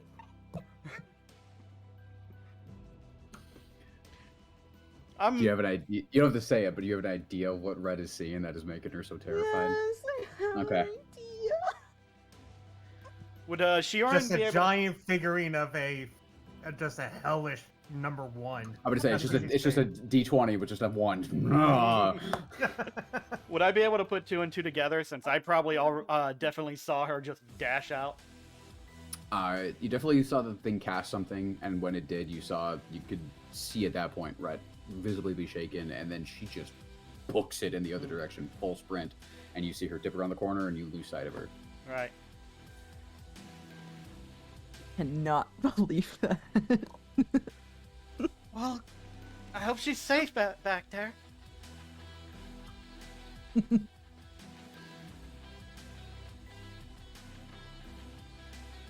there? I wonder if I could just slap her out of it or something. Now that I'm thinking about it, but it's probably a little too late.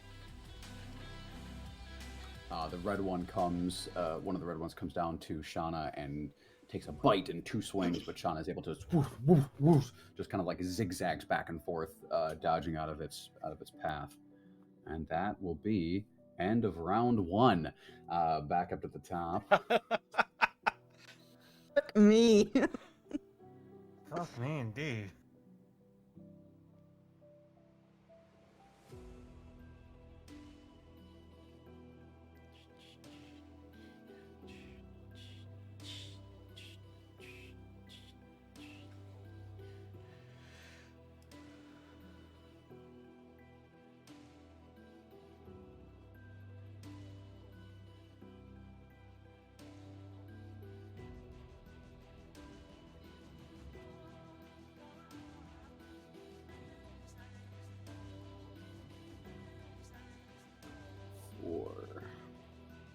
Four.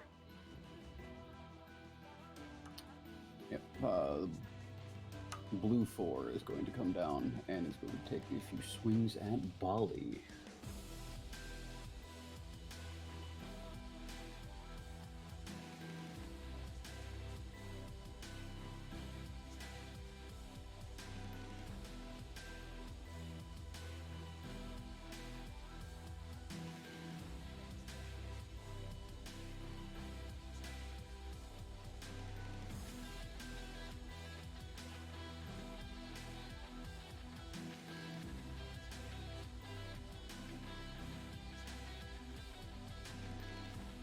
It misses with the bite, but both of its claws dig into the side of Bali's. He's like, ah, ah.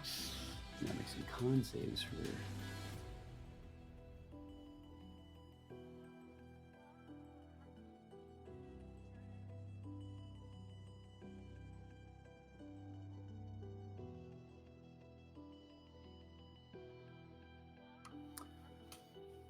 If he makes it, he makes it.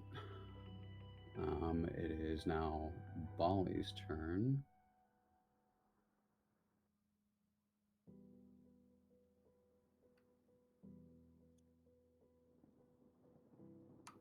And he's going to retaliate. Brings his sword down.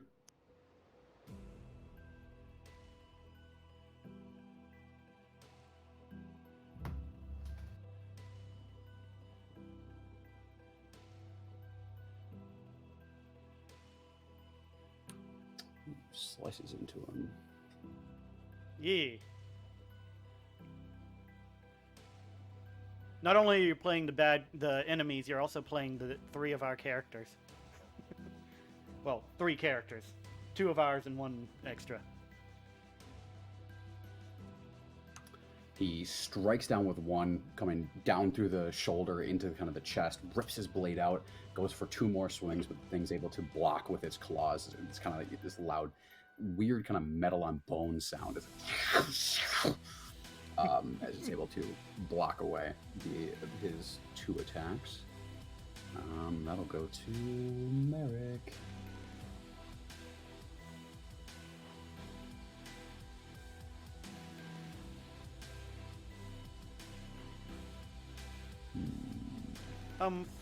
Before I finish my turn, could I have just turned to Merrick and say, "Can you finish that off?" To which one?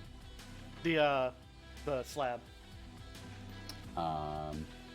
Let's see if he's got something that can reach that. Most likely. Yeah. Sorry, I just thought of it late. If he's in 120, he's got Eldritch Blast. Yeah, but he's also got Spell Sniper, so he's actually well within range at 240. I'm seeing this now. He will let off a...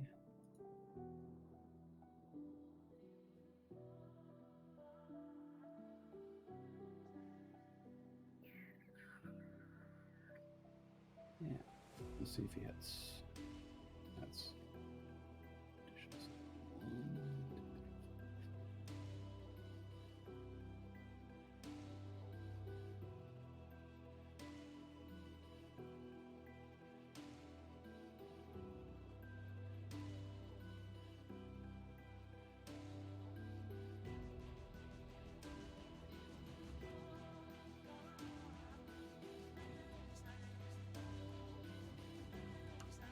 So he lets off 5 scorching rays. Jeez.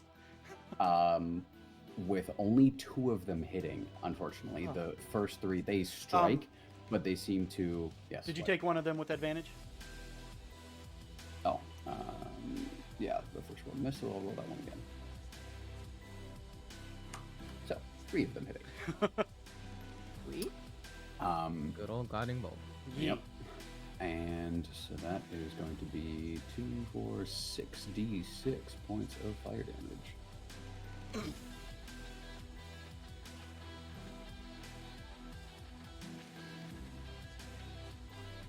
That is 18 points of fire damage to this slab. As the flames arch forward, you see 2 of them strike against the slab, hitting but more dispersing than anything, and the other 3 striking true right in the spot where Shioran hit with the other her guiding bolt. The 3 big tiny little explosions, and you see the cracks that Shioran started deepen, and you see it start to almost kind of like shifting, and the light is now noticeably like flickering, and the creatures all noticeably look back at the slab and seem to have lost interest in the fight for a few seconds. So attacks against them this next round are going to be an advantage. Nice. Sheeran's gonna take that as a good sign.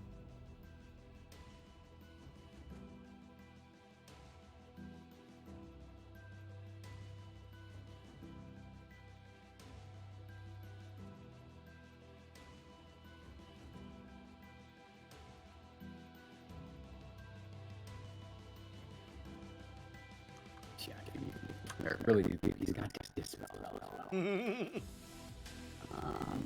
So that'll be what he'll do. And be more for your turn.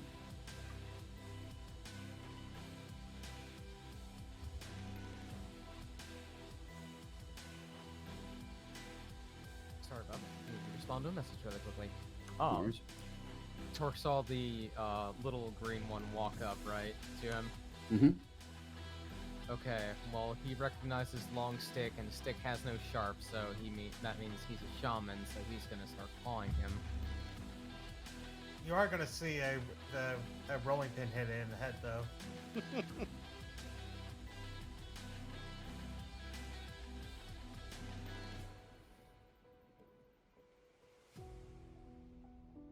Uh, 23 on the first claw. Definitely hits. For 8 points of magical slashing. All right. 23 again. Mm-hmm. Are you rolling with advantage? I'm not. He's choosing not to reckless. No, you said the attacks against them have advantage for this. Oh, yeah, round. yeah, yeah. Attacks against these creatures have advantage this turn because of their distraction.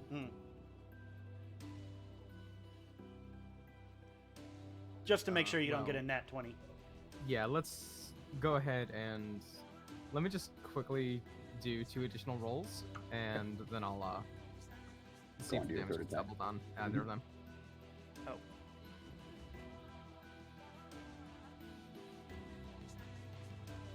Alright, so the second 23 becomes a 24 instead. So that is an additional 9 points of magical slashing. So that one did crit, the second one? No, it just Alright, moves it up okay. single point. Alright. Got a 17 on the die instead of 16. Alright, so that's your 2 attacks. You still have your third one, correct? Yep, because I'm using my claws. Yeah.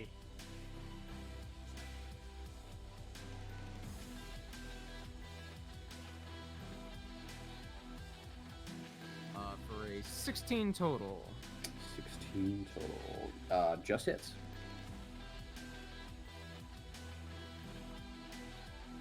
Good to know, good to know.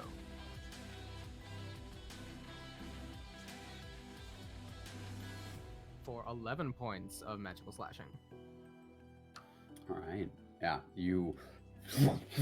As this thing turns away, you take that advantage and you just rake into its back and side, digging your claws in as it screams in this guttural roar of pain as it turns back to you, looking pissed. Anything else, Torque?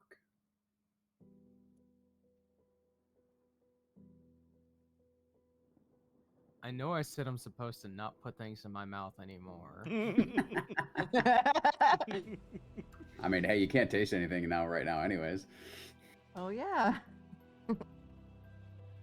I will go ahead and use my once per short rest bonus action bite attack. All right. 15 total miss. Yeah, 15 misses. You go to bite at it, and it finally is able to like block you with its staff. Oh wait, that one didn't roll at advantage. Hold on. Okay. I keep forgetting to do the right click. Ah, there we go. A 22 instead. That would hit. It goes to try to block with his staff, but you go like underneath it, and you just clamp down on the side of its jaw as it's like, I don't know, non-existent neck. For 10 points of magical piercing. Nicely done. Now you ripped this thing a new one. It's looking And with that, I lovely. gain 4 temporary HP. There you go.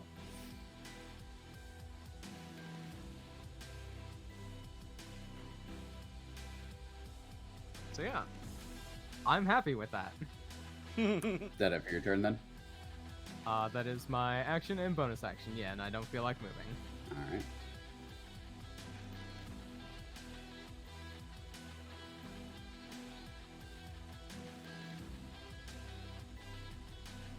What was the mouth feel like on the frogman? Very slimy. That same oily kind of substance, and you kind of smell the same oil from the bed sheets that you wiped onto your weapon. All right, good to know.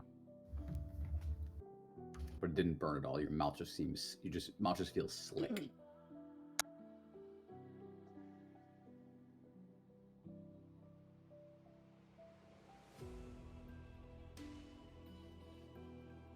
Gonna get there and is going to attack Shauna.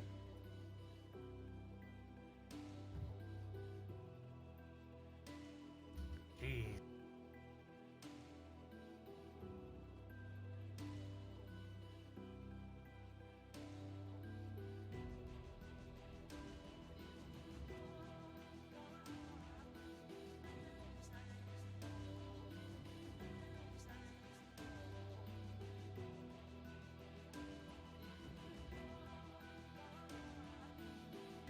Gets her with a bite, kind of sticks into her, grabs her leg, but she's able to pull out as it goes for 2 claw attacks and misses her both times with that.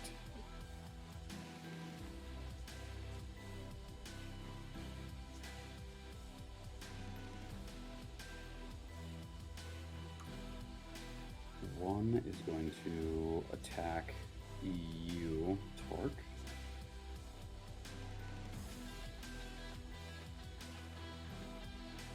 natural 1 for the first attack. And a 14 and an 8 for the last 2. Excellent. Both of those miss. Goes to chomp, goes to bite.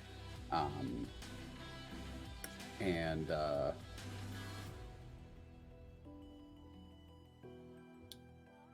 Kale, what's your passive insight? Passive insight. Mhm. 1 second, and I shall get it for you. 16. 16. You notice something odd. Like the creatures that are attacking Shauna and the one attacking Torque. It's almost like they're not trying very hard. Like, you notice at a moment where one of them was about to hit Torque, it almost seemed like it purposely avoided hitting him. It's very odd.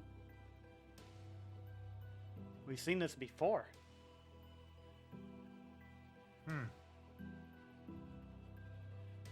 I was going to connect that with the or whatever it is, the big slate slab obelisk structure. All right. And that one is going to...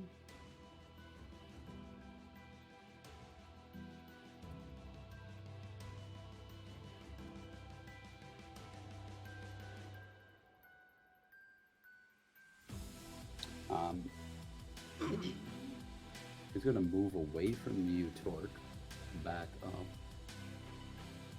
So you can take an attack opportunity if you'd like. Sure thing. Would that still be at advantage? No, not anymore, since it is now its turn. Essentially. Would the spiritual weapon also get? No, it's still melee range. Never mind. Well, it's in melee range, and the spiritual weapon requires a bonus action to use, so Right. you can't use it for reaction attacks. Yeah. Sadly, no. A mere 9.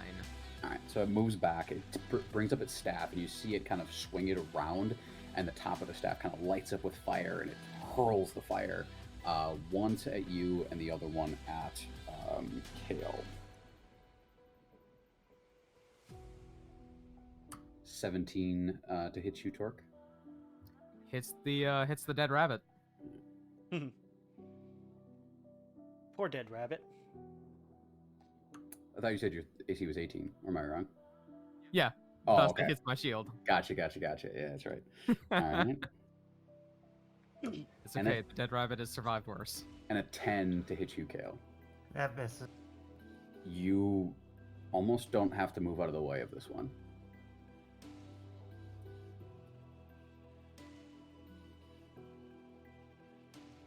Okay.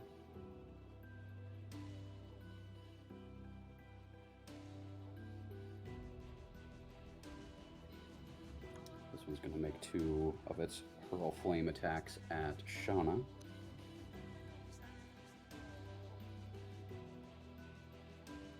Both of them missing, going wide to the left and the right, hitting at her kind of feet. She's having to like dance out of the way, but it came up a little short, both sides. Kale, your turn. Okay. I'm gonna move up closer to my sister. Alright. Directly to the right here. And my spiritual weapon is going to take an attack against the Affy boy. The green one. Yeah. Yeah. That is a 16 to hit. Just hits. Okay. 6 damage.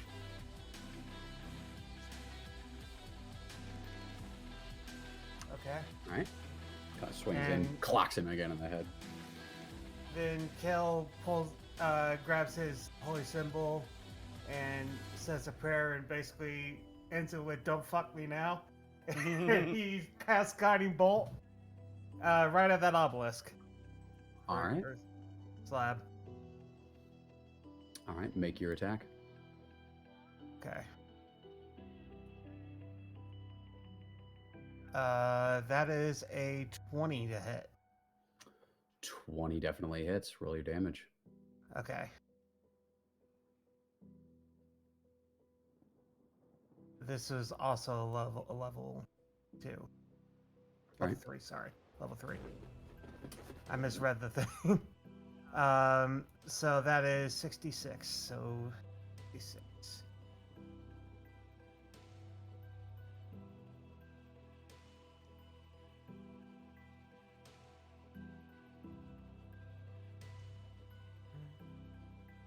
$26 damage. 26 damage. So as you strike into this final part, there's a large explosion of both your energy and the dust as the final part of these cracks deepen all the way, and the top end of this slab goes tipping backwards. And as it does, it gets about halfway there before there's a kind of a and this thing explodes in chunks of rock and slab, busting apart parts of the walls.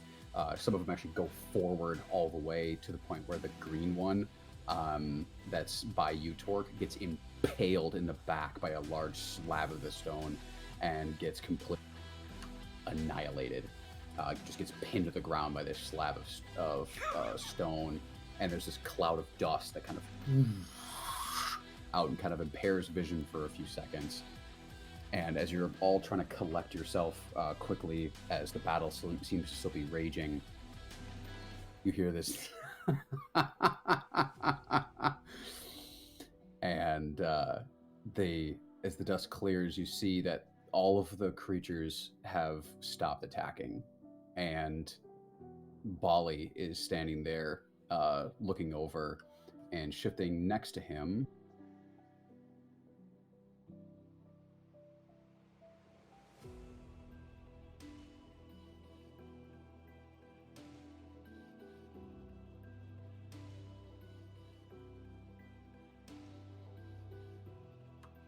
the gray creature becomes visible, and at the same time as that creature becomes visible, you see Bali's form start to shift and change, and turns into one of these creatures, but different from any of them that you've seen at this point.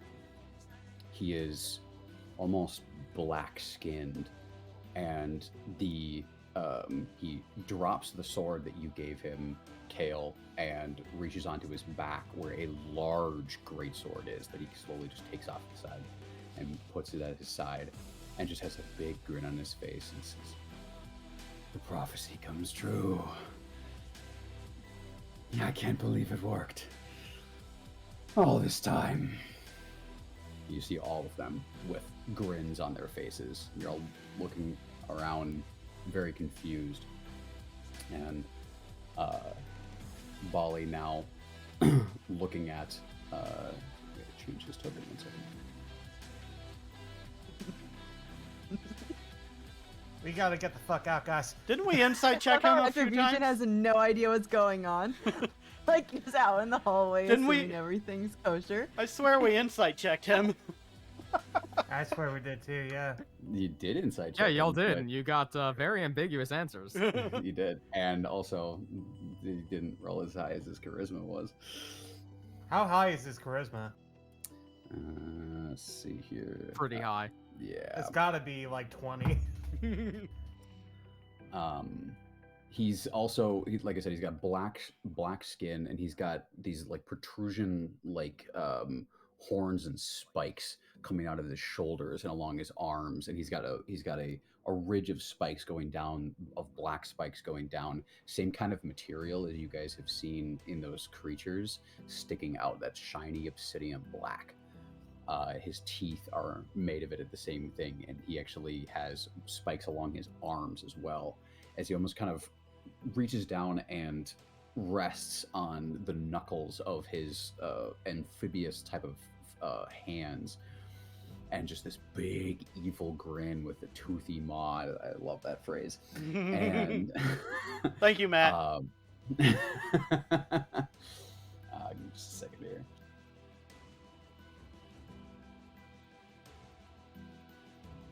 I do very much love that our spellcasters spell first and ask questions later.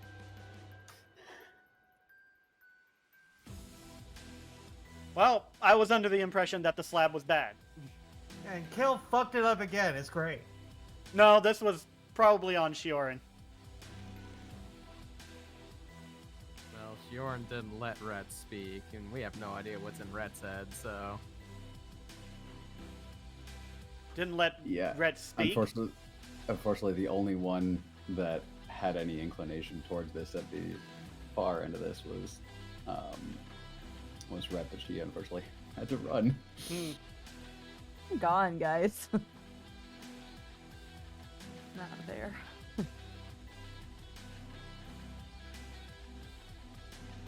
Make a save for me real quick, Rhett. Okay. Let's use a different die.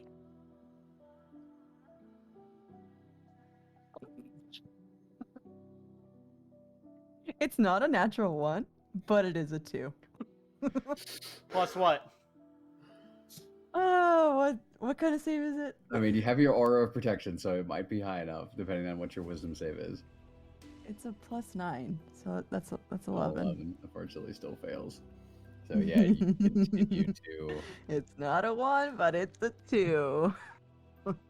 Fuck me.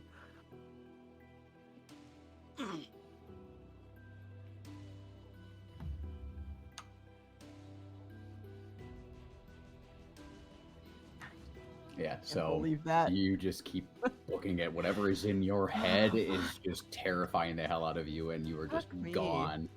Okay, I gotta change. I'm not using any Retributions dice anymore. Fuck that. I'm gonna use different ones. Yeah, so all of the creatures have stopped. Bali is now this spiked, large creature of this species with this great sword he's holding to his side. I have to thank all of you. You played your parts beautifully. As the prophecy foretold, the heroes would come and destroy the first seal. And this is the first of many dominoes. Our Lord of the Dalkir was correct. His interpretation is the correct one, as we always believed. You hear all of them raise up their voices in chorus. Just kind of rings out through, and you guys are all kind of looking around as they're not attacking you anymore. They all seem to be just in this like cheery state. Is anyone doing anything in this moment of shock? Kale Yeah, I'm is running. Attacking because he's slowly raging. backing away, yeah. I'm running. Okay. Torque, you can take your attacks against one and have advantage because it's not attacking you. All right.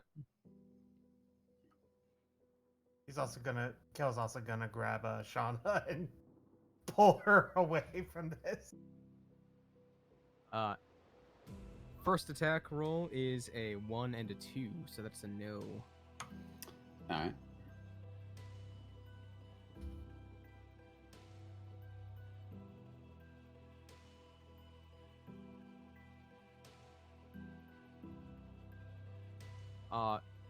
Would all of the attacks have the advantage, or just Just the first one is like realizing you're attacking it after that one. All right. So yes, then the second would be a 3 for a 10 total, and the final would be another 23. Alright, so the last one hits. You give yourself away a little bit as you go to attack with this like growl. Boof, so it knows to expect it. For 7 slashing. Alright.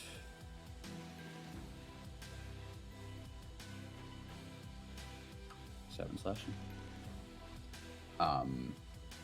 So Tail, you're grabbing your sister and pulling her away. Oh yeah. And she's like was really paying attention to her fight before she realized the laughing and everything, and she's kind of pulling against you. Let me fucking at him. And I point at the big guy.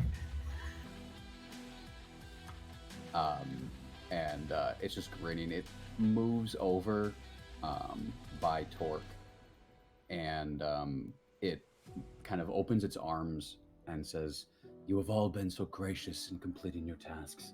We have no other business with you. Please leave.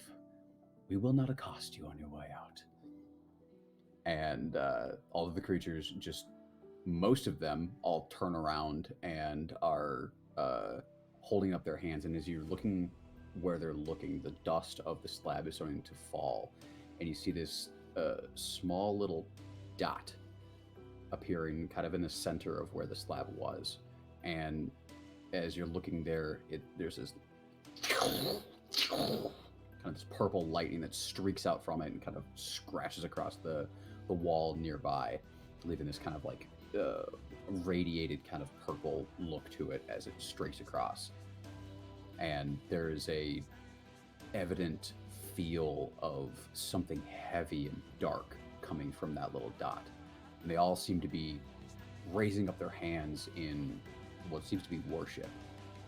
And the only ones that are looking at you still is the red one fighting Torque, and then the gray and the black one are both kind of standing there, seemingly at the ready in case you do decide to attack, but all of them have seemingly broken off their combat.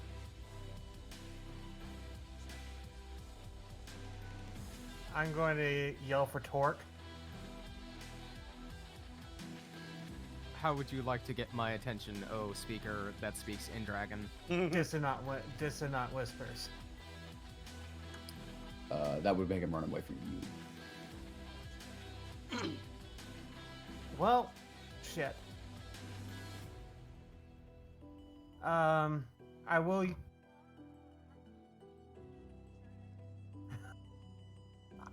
I'll tell you what. I'll leave Shauna where she is. I'm gonna go and try to grab Torque. All right.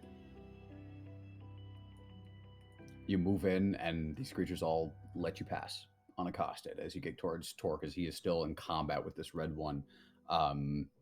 Make a grapple check. A grapple check. If that's what you want to do, unless you want to try something else. Yeah, I'm gonna have to. All right. So yeah, Torque. You can make your athletics to avoid or acrobatics. I'll let him roll a number first. Okay. Yours, So am I yours rolling has to be strength? yours has to be athletics. Has to be athletic. Got it. Oh Lord. Not bad. 19. 19. All right. All right, then Kale, as you go ahead and put your hand on Torque to go and like pull him away, he rears back, trying to claw you, sees at you, stops and blinks, and his eyes undilate. I did my secret Torque intelligence check, and he's still fairly focused. There you go. And yeah, Torque, you had to come to and realize that the red one has just been kind of defending itself. It hasn't been attacking you back. And all of the other creatures have stopped and are completely engrossed in their worship of, as you look up and see that dot like the others, the slab's gone. And all of these creatures seem to be in a good mood. We gotta go, and we gotta go now. How heebie-jeebie do I feel, oh mighty DM? Very. Torque fucking bolts.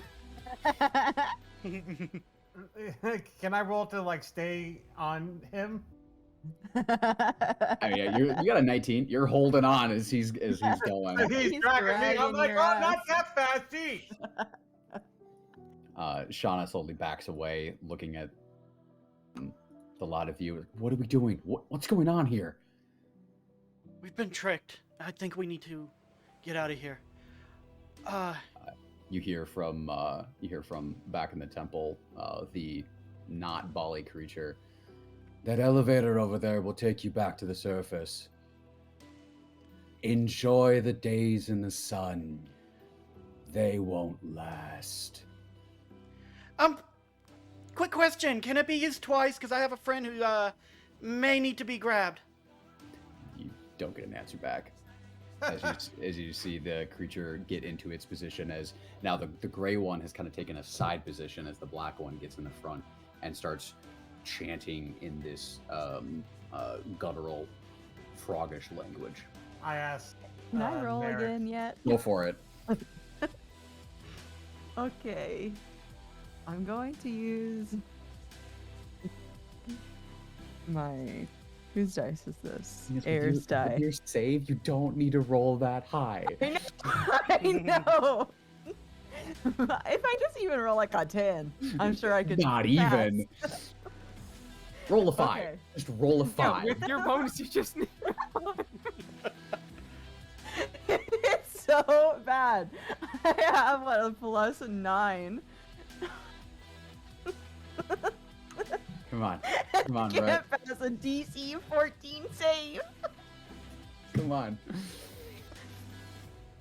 Okay, I passed. Okay. I passed, but not very well. It was a 7. It is at the end of your turn, unfortunately, so you do Yeah, get I another know. 60 feet. So, Fuck. Shioran's going to have everyone go ahead and get in the elevator, but I am going to like dash after Retribution. I'm going to transform into a warhorse to go fast. Alright. So, does everyone get in the elevator willingly and stay there? I'm not going to get in. I'm not going to suggest we get in. We're going to wait for everyone before we get in case it's automatic. I Alright. don't know these elevator contraptions. Alright. So yeah, Shioran, you transform into this bluish horse, I'm guessing, kind of styled after you. Yep. And down the hall you can see. I got 60 feet, so 120 feet if I dash. Now that you are no longer feared, what do you do, Rhett? I guess I start heading back because I don't know the fight's not over yet. You start like shit, and you just turn around and start booking it back. And as you turn around the corner past the gate, you almost actually both of you make dexterity saving throws. I'm sure she could hear me clopping. I'm No, going to use a I don't different pay attention term. to that kind of thing. You said dexterity as a That is a warhorse. quote. Please don't, because that's got a bad Okay, meaning. finally, I'm I got a good roll. There you go. Warhorse dexterity is I got +1. 26. 25. 25. You said saving or Just dex save. okay? That doesn't matter. It's 11. All right. You try to like skid to a stop as Rhett just comes around the corner. Right, you would kind of do this like football like sidestep spin to get out as just pure reaction, getting out of the way as Shioran's horse form has to kind of like skid to a halt. But yeah, there's a blue horse there that you do recognize as one of Shioran's animal forms. I'm gonna get on my kneel down a bit, saying get on, basically telling her to get on. And I'll be like, I'm just gonna start walking towards the pool. I'll look at you weird and be like, I'm going to walk towards the pool, wherever that is now. Rhett just kind of like sees you do this and then just books it that way. Well, I guess I'm gonna follow. All right. So you follow back, right? You get around the corner and you hear that chanting again, and you see all of your allies out of the room and by this other room with an elevator, it seems, past it, and they all seem to be not in a great mood. And you said the pool changed positions, right? I'm sorry, what? The pool, Oh, I felt. yeah. You are feeling it still in that room. Still in that room. Oh, but I'm going around. So you go towards the room and you feel it as you're now more directed, as you realize the slab is gone and that same dot is there. And you concentrate a little bit and you realize that the pole was not pulling towards that, pulling towards the gray creature that was at the front. And it's off to the right side of this new black creature that you hadn't seen up to this point. Well, if the pull is towards the gray creature, then I am going to bonus action Vow of Enmity it and then attack it with my Blade of Vengeance, obviously. So, the lot of you see Rhett just kind of like going back towards the room, or any of you doing anything to stop her? Yeah, I would. Yeah. Nope. I mean, I can try and bite on her clothes to pull her back. I will smack your little horse head. Shauna is going to attempt to assist in this to try to hold I better roll my ass off. I better roll high. Uh, Airs Wait. die. athletics or acrobatics. Why are we always restricting you? I know, right? Listen, I have one job, and it's to kill things that I'm pulled towards. Okay, I can't just not do my job. Athletics And I would rolled be really well. 8. Wait, you said advantage? No. Okay. Roll athletics. My athletics is a 27. 27. What was yours, Shiorn? 8. 8. Shauna tries and only gets a 9 herself. Any of you else trying to stop her as well? 21. That's what I can do. 21. You grab, but Red has some devoted strength and just pulls out of your grip. Torque, are you doing anything? I get in Mark is front kind of shivering like a chihuahua, so I get in front of Rhett. No, I'm zeroed in on the gray guy. Don't even notice Kale. You do hear yeah, I'll do go hear- ahead and attempt it. You do hear Merrick's voice as he calls out to you, Retribution! This isn't the time! I roll.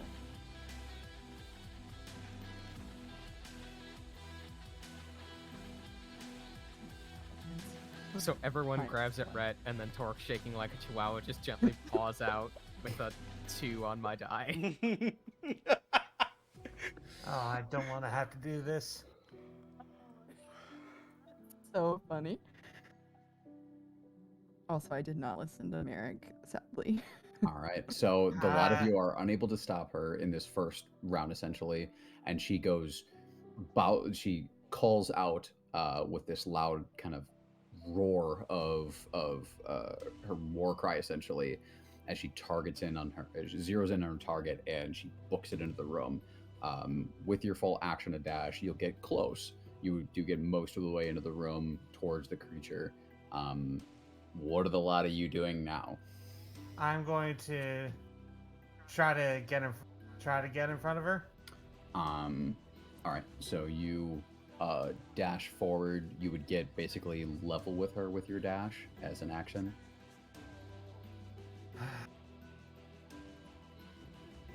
And my rolling pin is going to try, and my rolling pin that I still have out is going to try to clothesline her.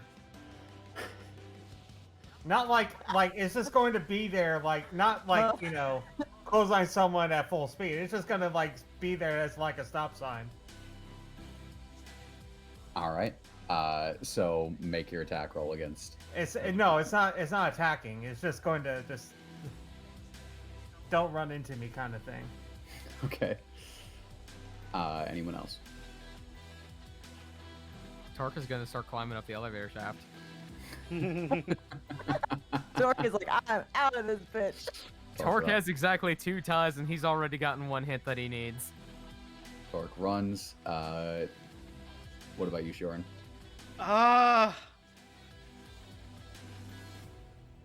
Shiorn's gonna drop the form and cast message at Retribution. If we fight here, we die. We need to leave, regroup. We can deal with this later.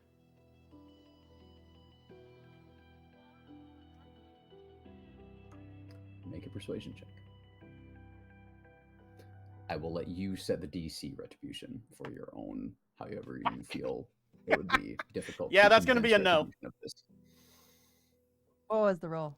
I'd said Okay. 2 plus 4, so 6. Oh yeah, definitely. Fail. Can I say something back? Yeah. Yeah, sure. Yeah. Okay, let me think. Wait, what'd you say? If we fight, we die. If we fight here, we die. We can leave. We need to leave, regroup, and we can deal with this later, or something similar to that. Then I'm gonna say, then you should leave.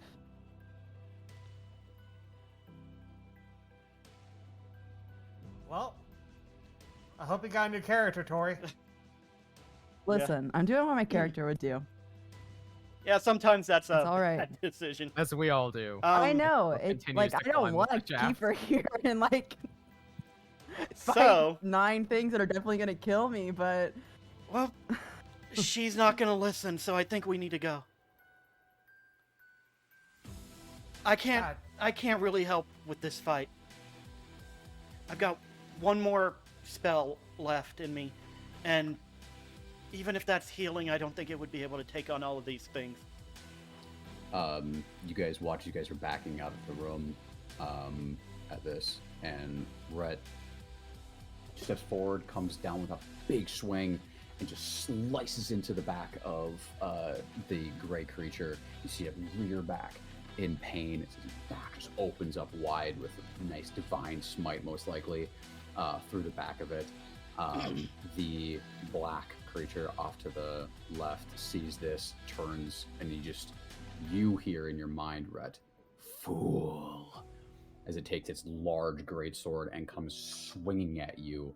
And you guys, as you guys are backing out of the room, you are hearing this clash of swords and steel and flesh getting rended One as you guys thing get to the elevator. Yes. before we leave, I'd like to leave a final gift. My last spell slot. I'm going to cast Guiding Bolt on the black one on Bali. Go for it. Wow, that's probably not going to do it. 9 plus 7, 16? Misses. Yeah. Well, I attempted. You go to it's striking against Rhett as it's smack. She's blocking it, but she's getting pushed back from the force of this creature. And you go to blast your guiding bolt as you go back out, and he literally swats it out of the air with the greatsword, giving you a grim before it continues its onslaught. And you see these creatures all moving in on Retribution, surrounding her, hilariously outnumbering her. Still focusing on the gray one. Just saying. You guys Run. get out Yeah. and get to the elevator, and there's a lever there. And as someone pulls it, everyone's kind of in the corner. Torque. And they start moving up. It's not a super fast click, but it's moving up. That's good. But it's faster than you, Torque, on the wall. So you I eventually got will 40 get- climbing it. If I'm dashing, I'm moving 80. I think Torque is moving faster than the elevator. So you guys just see Torque just disappearing into the shaft above you guys. You all, anything anyone wants to do during this, it's a decent climb.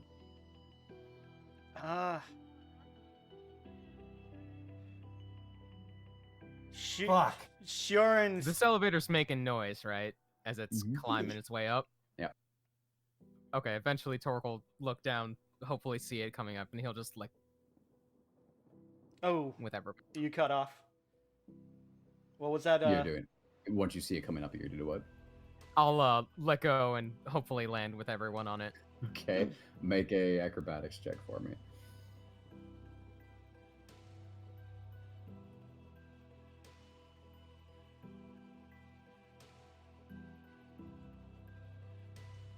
Uh, 17. You take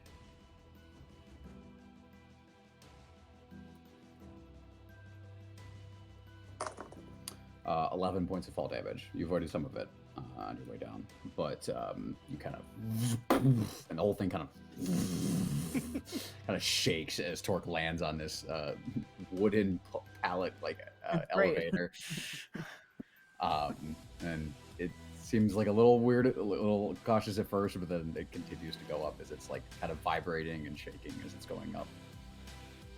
Shioran's in the corner facing the wall, just with her her hands on the top of her head. Just she's shivering. There's something going on. She's trying to hold something in. Yeah, Kale, as you see, his got a bit of a 1,000-yard stare going.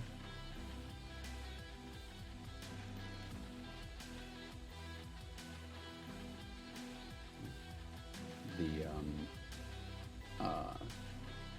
elevator ride takes about 20 minutes before it gets all the way to the top. And unfortunately, for the first 10, for the first, I'd say about 2 minutes of the ride, you're still hearing the clashing and the fighting, and you're hearing a lot more explosions, and before it quickly goes silent, whether from distance or the fight is ended. You're not sure. As you get up to the top, it finally comes to rest, and you are in this kind of a... It is 1:32 in the morning. You're in a completely dark room. There is no light in here whatsoever. And those with dark vision can see this kind of like stone slab room with what looks to be kind of like what could be a door, but it looks to be solid rock there. So it kind of seems like this place doesn't have an exit at the moment, but that's where the elevator finally comes to a rest. So we're like it's a room that doesn't have an exit. At the moment, it's just like, from the looks of it, it looks like it's all stone, but there's a small like doorway with what looks to be a stone slab in its way. I go and try to move the stone slab out of the way. Sure, make an athletics check for me. Torkel, help out. You roll with advantage. Thank God for that. 18. 18, right. You move forward, and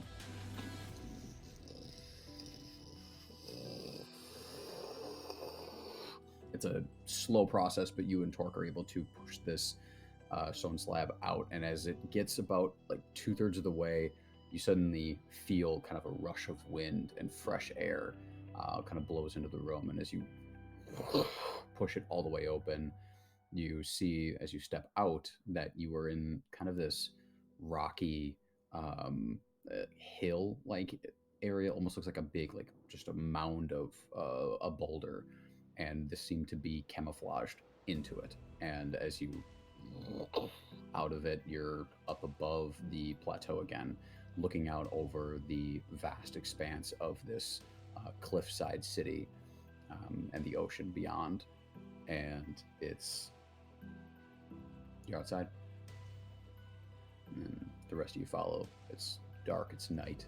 The stars are out with clouds seemingly passing overhead. Shioran rushes out, and as she sees the sky, she just stares up at it and lets out just a loud, angry scream.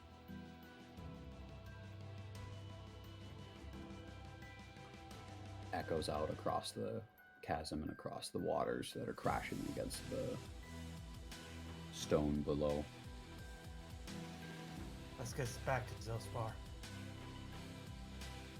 Right.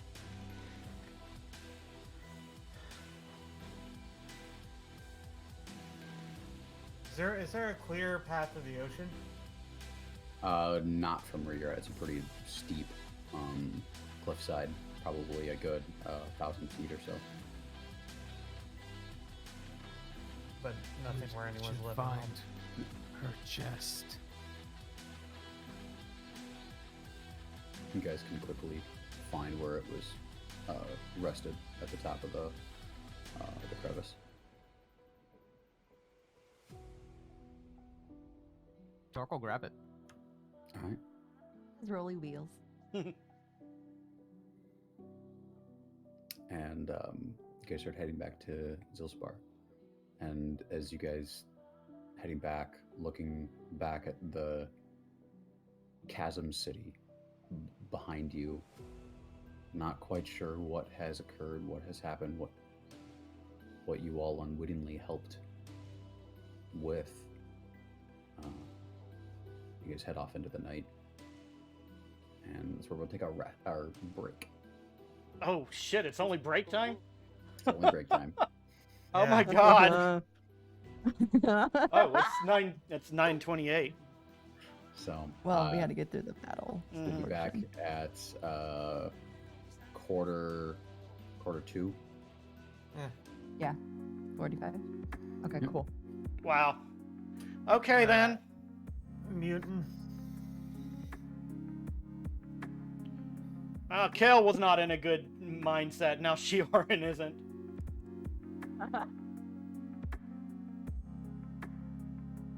Meanwhile, Torque saw someone willingly abandon their stuff, so he's gonna steal it.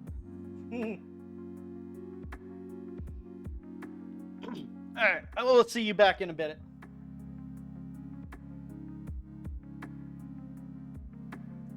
See you soon, chat.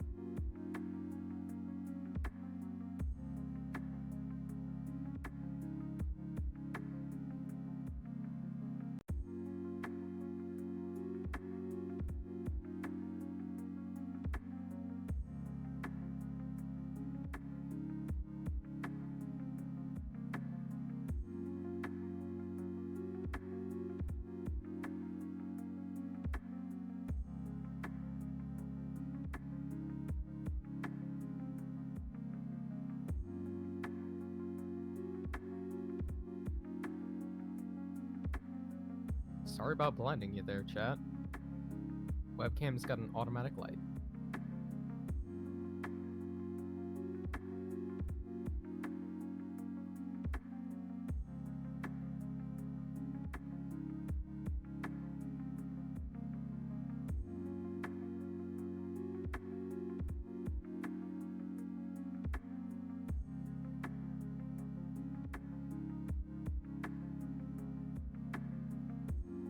What's up, Druid?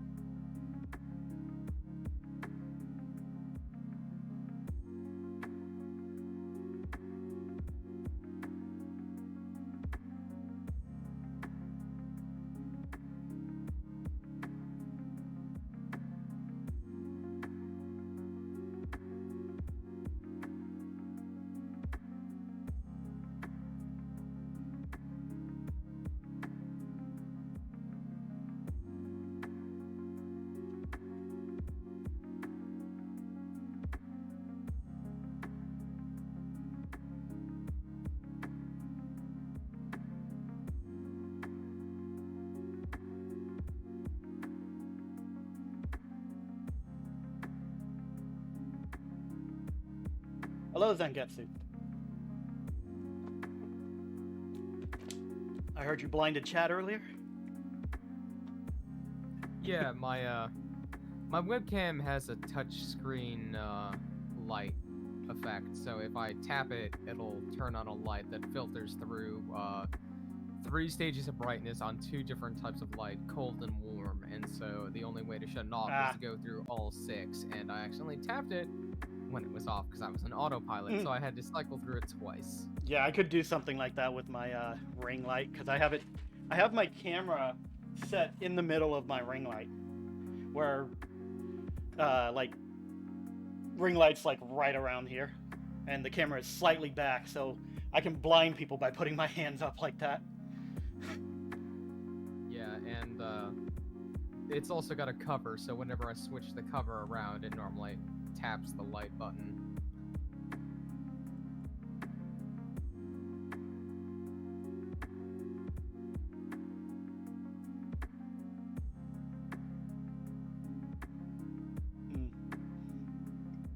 just pull down a monitor?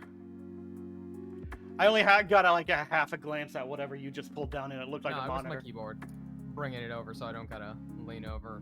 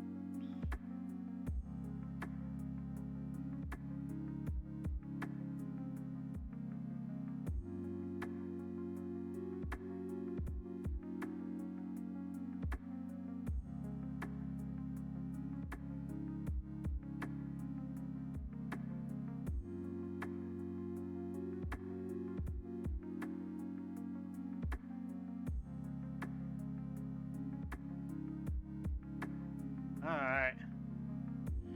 Druid, thank you for the lurk. Yeah, the intermission was a little bit late today. So, I feel like we won't be on for much longer, so, But thanks for stopping by and lurking. That's better than nothing.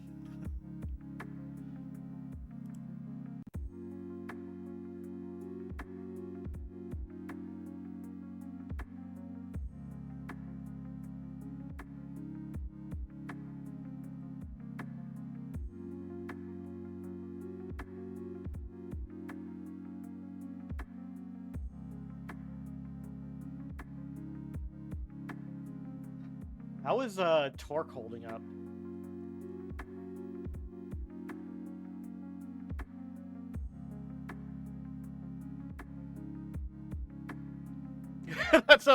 I guess that's a weighty question. Brian, It is, and I'll break it down like this. So Torque has known Rhett for basically the duration of the distance from Droam to Zilspar. So all in all, he spends. Let me quickly double check my map length.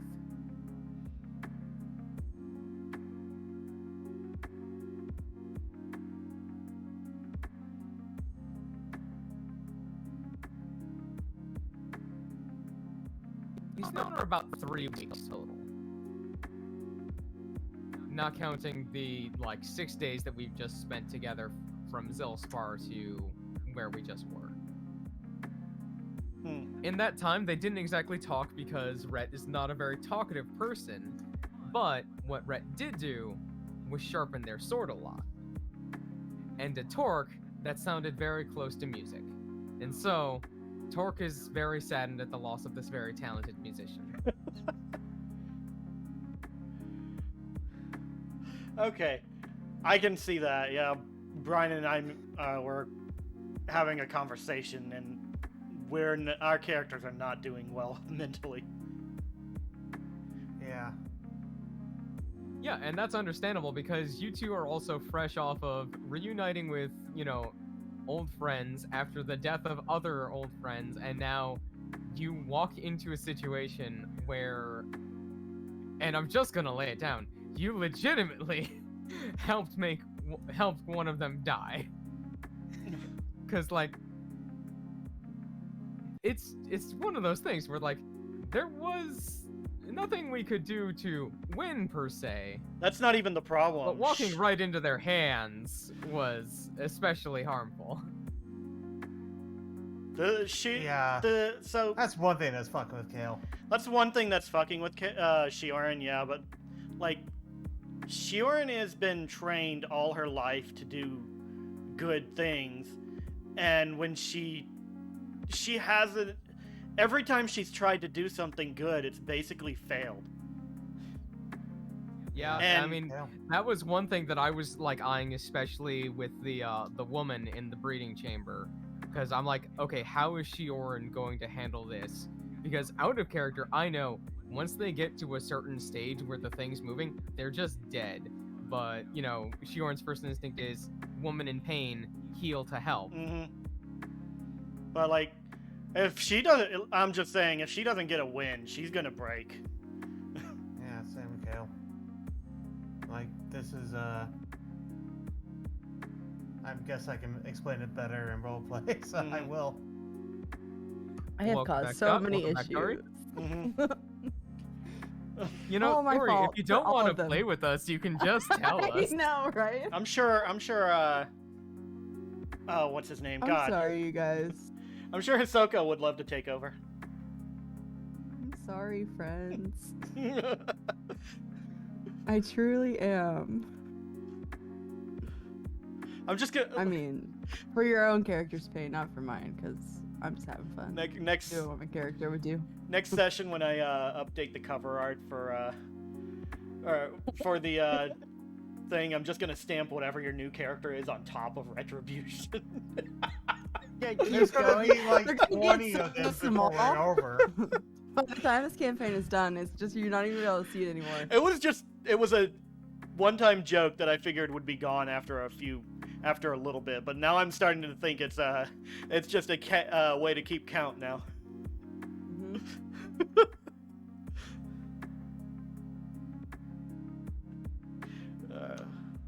All right. Well, we're back.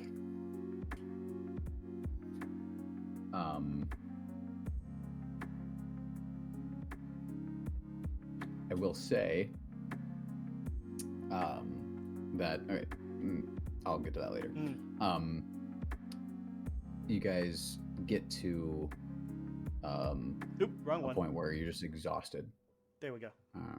It's you guys move away from the place for maybe a couple hours before it's now like 3 o'clock in the morning, and you're all exhausted from the fighting and the stress, and most of you are just ready to drop at this point. You guys all take a rest. Works then? pretty good. Shion just face plants and stays like the whole walk. She's staring down. There's thoughts going through her head, and she is not in a good way. And when everyone decides to take a break or whatever, she just face plants. She's just stays just staring at the grass or Kel dirt, I guess. pulls her up and props her up against it like a log or something.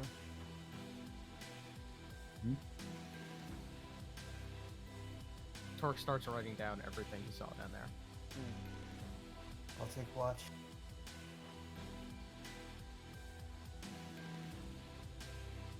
Are you okay to watch?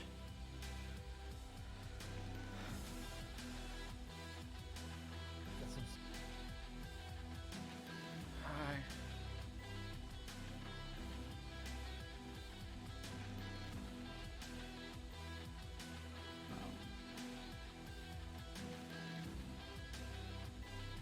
Shion doesn't. Shauna and I'm sorry. sorry about- Shion doesn't bother getting her sleeping bag or anything out. She's just like stays sitting against the. What did he prop her against? like a log. A log. A log, yeah. She just stays leaning against the log and like. Not certain if she's. Should we be extra morbid crying and or have her not? leaning against Rhett's chest? Have her what? No, I decided log. The night passes without any issues from anything, though that feeling in this area being watched is worse.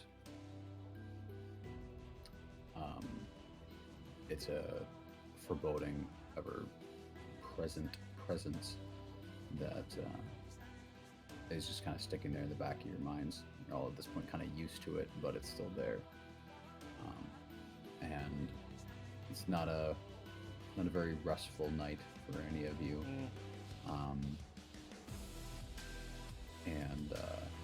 But it passes, and morning comes, slightly gray, and there's a low pressure in the air that just kind of fits. It fits the mood of a number of people in the party at the moment. Do you guys continue heading towards Ilspar? Yeah. Yeah. Just so y'all know, Kale has not moved since the night. He's stayed up all night. Taking a point of exhaustion. Yeah. Yep. I stayed up watch the entire time. If my remembrance is right, getting there we had been 3 days walk from Zolspar. Mm-hmm. So you're a little, Okay, so you're right a there bit we're over at about 2.5 days. Yeah. Okay.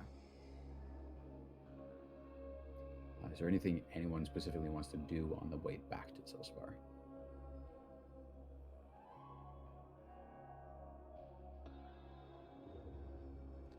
At some point, Sharon will pipe up. Should I quit?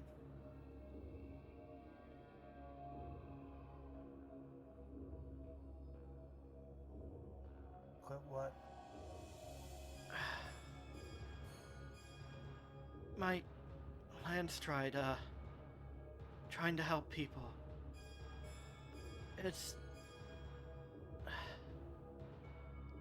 trying.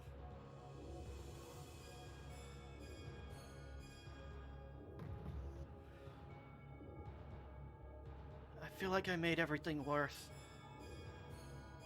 Every time.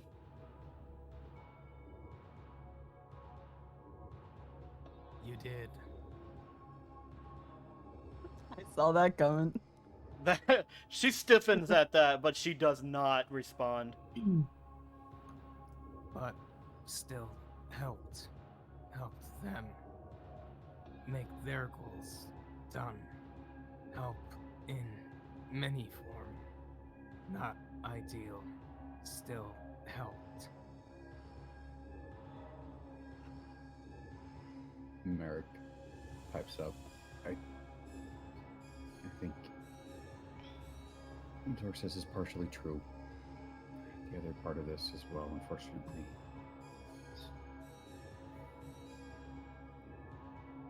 From the sounds of what they were talking about, whatever just happened was a part of their interpretation of the Dragon Prophecy, most likely. Something to do with a group of people coming there and destroying the slab.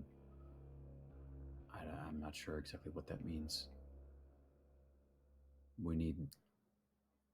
I feel more and more we are being used as pawns in this game of this prophecy. Could Torque possibly roll a religion or history to maybe suss out some kind of thinks on that? Sure, make a history check.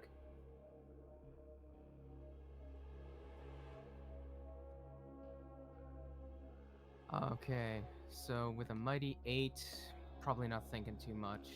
He's got, those legends of the gatekeeper druids that you had said earlier, but he knows Delkir ancient enemies. Nah, nothing's really lining up. Mark continues and says, we need to learn our place in this. We obviously have a bigger part than most in this prophecy. I'm tired of having parts. I just want to do good.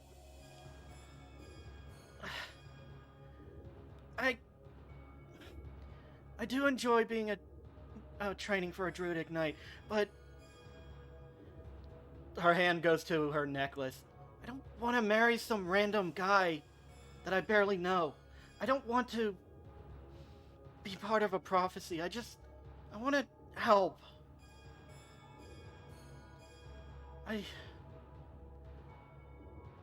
Dragon think does as chooses.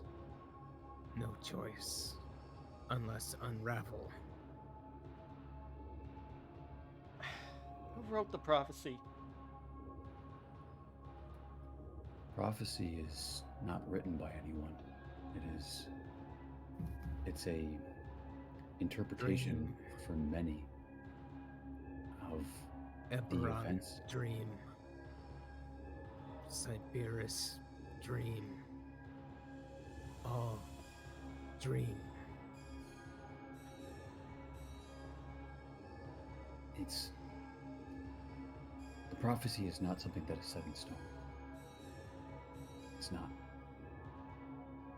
There are parts of it that dictate if certain things happen. Other things will happen. I know as much as you want to help people, Shorn, but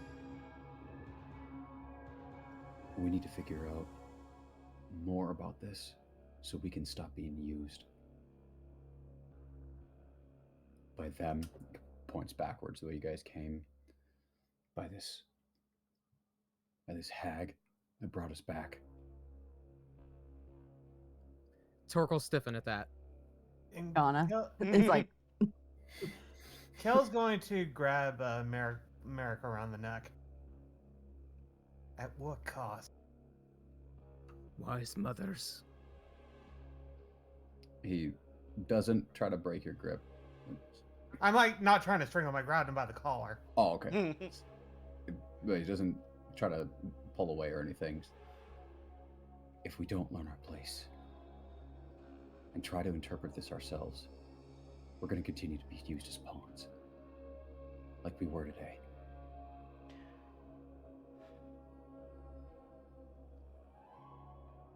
Like I said, we obviously have a place in this.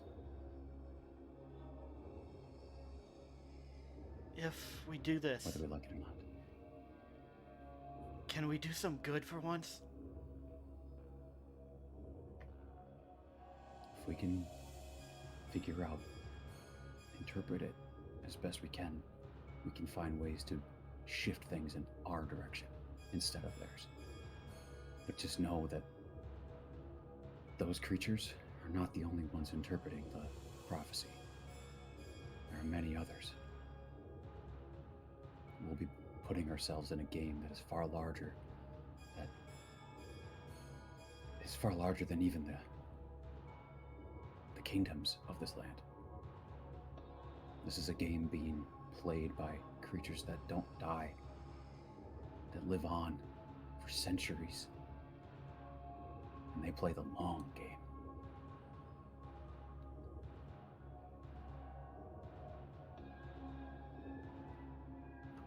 Every game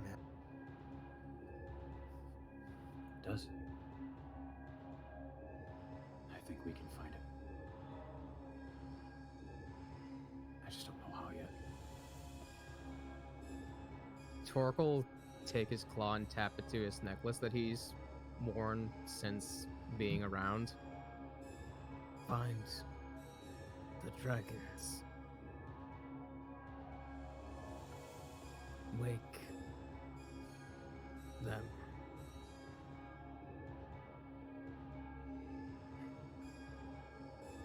Torque has the right of it. If anyone's going to help us interpret it, it's going to be the dragons. Then I let go of Merrick. I guess that's what we need to do then.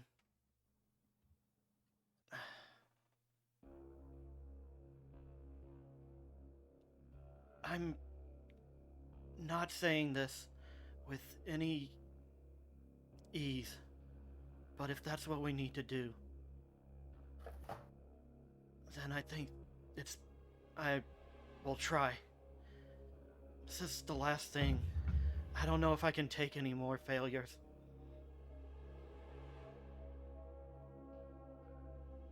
It wasn't your fault. I started it. I started blasting that thing. I'm the one who joked around alien air. You're breaking up. I'm the one who joked around in alienated air. I led us all to... It's not your fault, it's mine.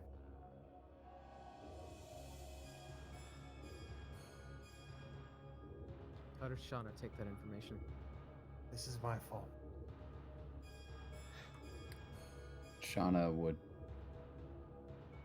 look a little lost in a lot of what's being said, but she will come over and kind of nudge you, Kale, and just be like, I don't know a lot of what you're talking about yet, brother, but it sounds like a lot of pointless negative talk, honestly. Yeah, you fucked up. Fucked up bad. We all did here. Whatever the hell that was, I don't know. But That's all I ever do.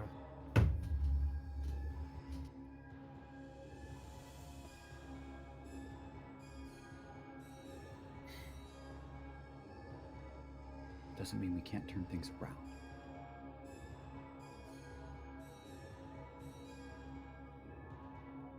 I don't know what this dragon prophecy is, but if that's gonna help us stop these assholes, then why not?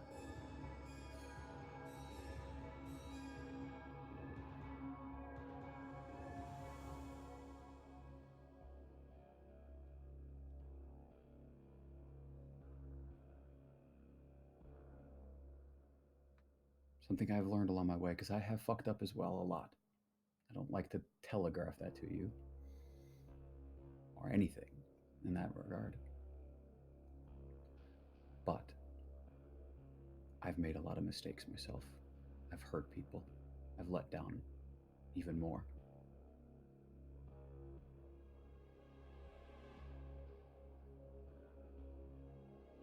But as long as I'm alive, I can try to find a way to right those wrongs, to change things around.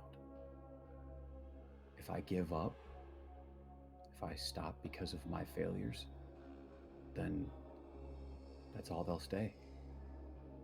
That's all I will have is just my failures. Sharon's hand subconsciously moves to her side, her left side.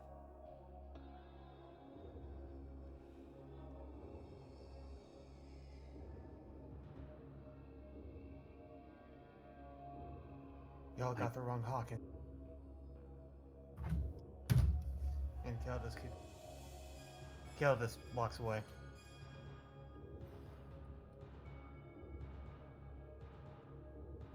Sana just sighs and then follows, but doesn't try to stop you at all.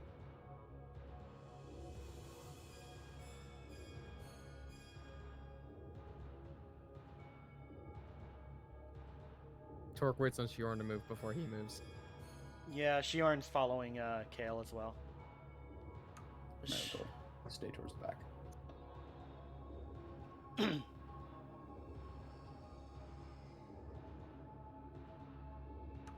Unless anyone wants to say or do anything specifically, the rest of the trip to Zilspar is a quiet one,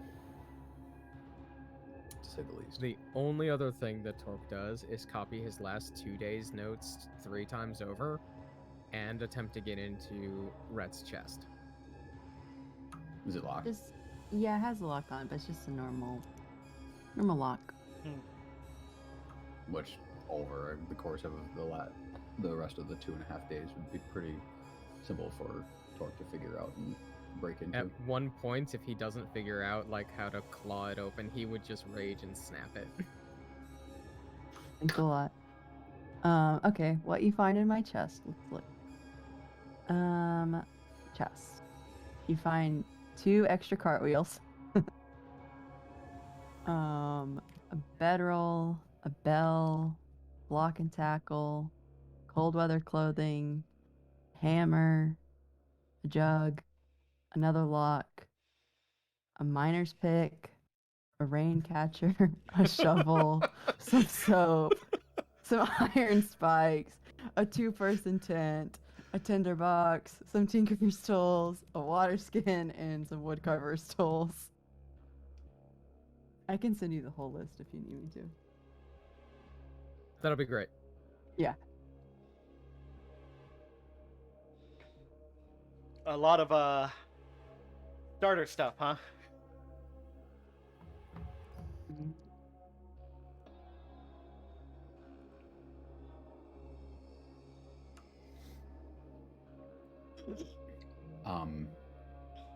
You guys get back to Zill's bar around midday or so, a little after noon actually, and as you walk into town, there is you notice that there is a bit of a commotion.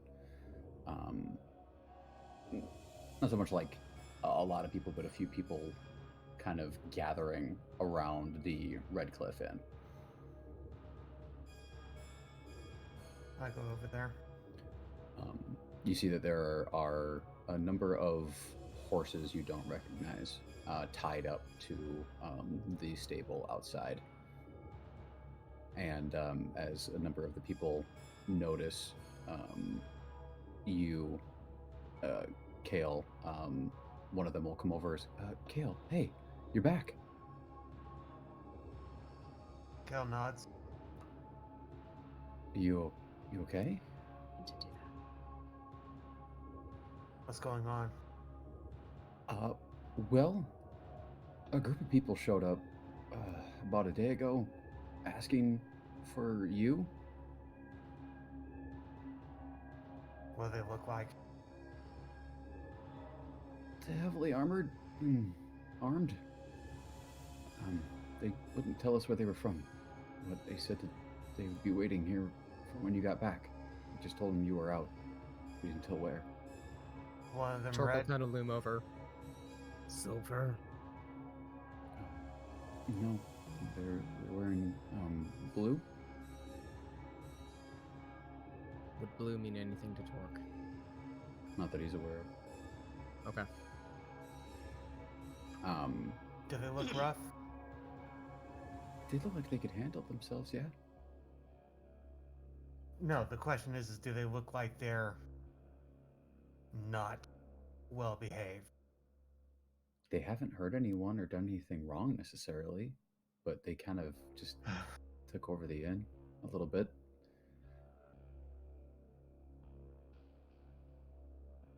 Y'all stay here.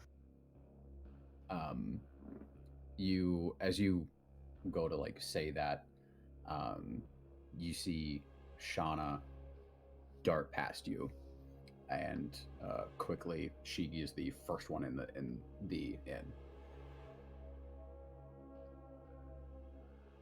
I'll walk to the inn.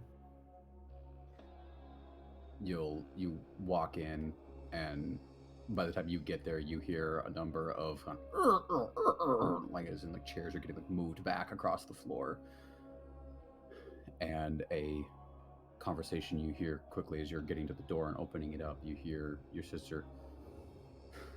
How did you find me? And you just hear, well, we didn't have to find you. We knew exactly where you were going to go. And you walk in, I'm guessing, at this point. Would we have heard that? Or My sword is out.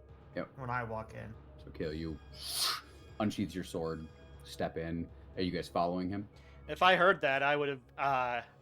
You wouldn't hear it from back if you stayed back. If you followed him as he walked towards I the would have you like. Tork would have been following. I would have at You least. stay! So, Kale kind of looks at the rest of you and tells you all Well, to stay. I was moving towards sitting at the door. And Kale goes in, sword drawn.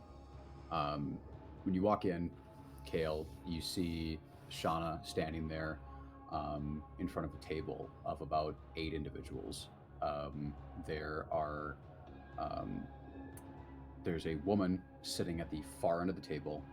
Her legs are up on the table. She is in light armor, and she has a dagger at her side, and she's wearing this dark midnight blue cloak over one side of her shoulder. Buzzed hair across one side, and then all really long braid along, kind of pulled over to one side and kind of hangs down. And she has a symbol on her chest of a of a blue flame with a sigil in the middle of it that you don't recognize.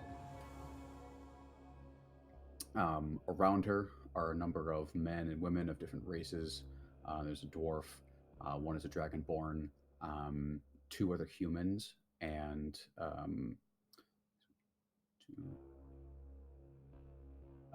there is what looks to be probably a half-elf, and a halfling, and another older man, and a female drow. That's what I was looking for. And they're all kind of sitting around. Most of them have stood up, except for the woman in the back. And she seems to be the one that answered Shauna. And Shauna looks at you as you enter with kind of like a panicked look, and then looks back at them.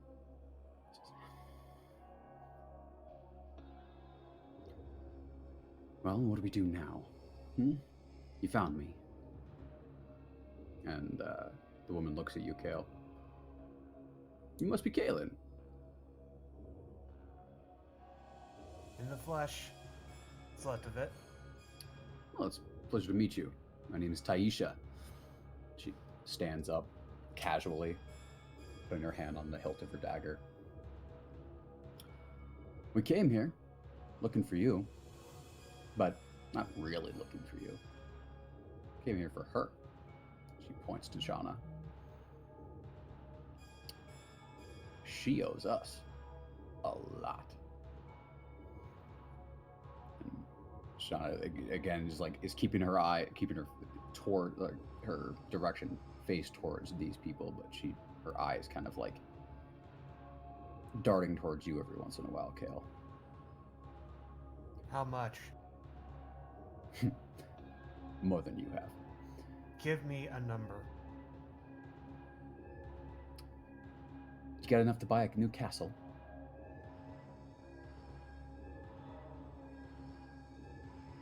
Didn't think so. And she walks around the table, and you see all of the other individuals in plenty of they're all very intimidating in different fashions. Some have armor, some don't. Some are obviously spellcasters. She walks forward. This one here caused a riot, didn't you? She gets in Shauna's face. You see Shauna's tense, like she's ready to hit if something happens, but doesn't make a move, save get in her personal space. We've been chasing her for months. She has put us on quite the wild goose chase. She's good at hiding, your sister. So we figured, why keep chasing our tails, figuratively? Why not find a way to make her come to us? You hear Shauna. You knew I'd find that information. Yes, we did. We made it quite obvious that if we went for someone that you cared about, we didn't have to chase you anymore. You'd come to us. I look at Shauna. What information? She looks. They got some information about the orphanage. They got information about you and that we were siblings. That's why I came here. I knew they'd be coming after you.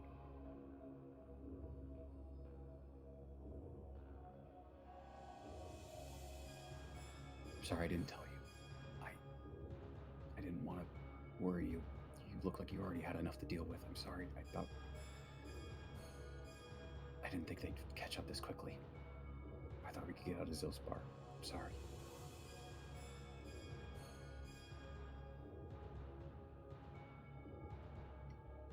The woman kind of pads around a little bit more. Now, I think we all here understand where this is going to go. So, Don't put up a fuss. Come with us. We'll work this out. What do you say? She leans over and kind of sits on the table, crosses her arms, crosses her legs. Kale puts his sword down towards his hip and puts his right hand on top of the pommel, kind of like that knightly stance, you know? Mm-hmm. I don't know if you know me very well, but I've had a really, really bad year so far. So please, let's talk here. That's what we're doing, right? We're just talking. Usually, when I talk,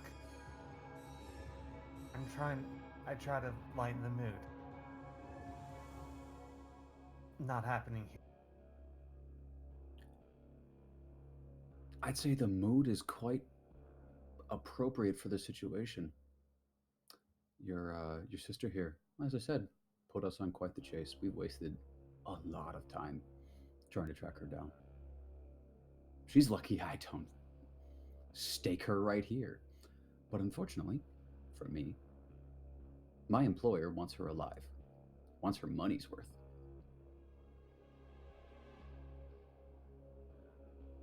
Scortha here? Yeah, you see Gortha and the other barkeep over in the corner, essentially, just kind of watching this at the moment.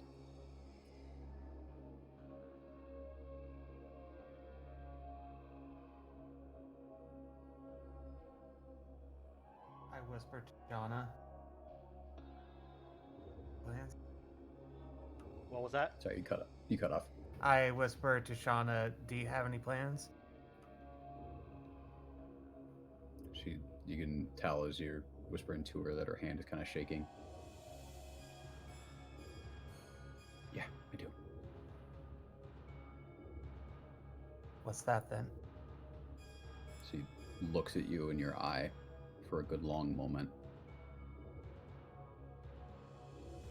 Protect my stupid little brother. And she'll turn away and step forward. I'll come with you. And the woman kind of claps her hands. Wonderful. Shauna, no! She ignores you at the moment, and so you see the woman kind of snap her finger, and the two of the people step forward. One of them pulls out shackles, and Shauna doesn't fight it, and she puts her hands up, and if you try to move forward, she'll give you a glare. Yeah, Kel's gonna have to. He's gonna have to. She looks at you, gives you a glare. Don't. You can't take them. Not as you are. And the woman kind of smiles. She's right.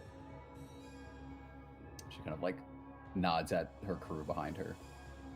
Promise you, this won't end pretty for you or the people of this town. I'll be seeing you again.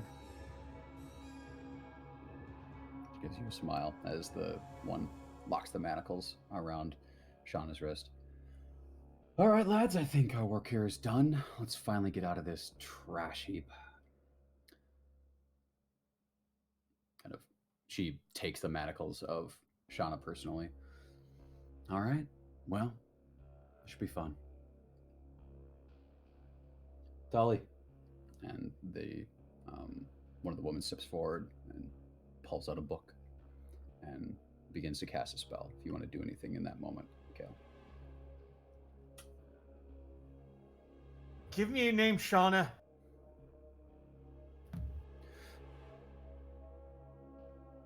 She glances down,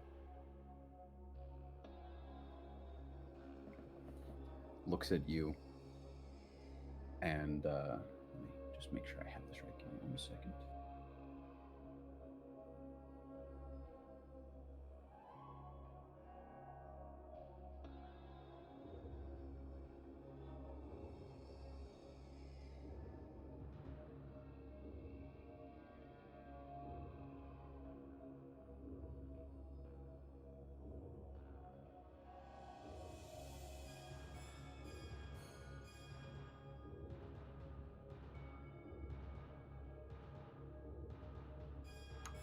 name just slipped my mind. I'm trying to remember it. Hmm. God. It's a weird one. Mood, man. I forget a lot of names nowadays.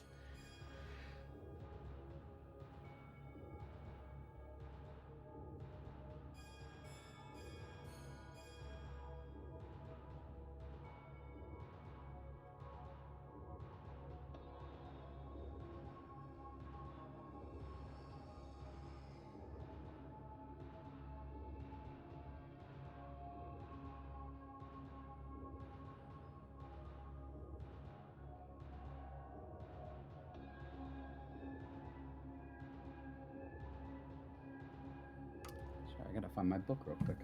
It's not written down. Give me a moment here. Sorry.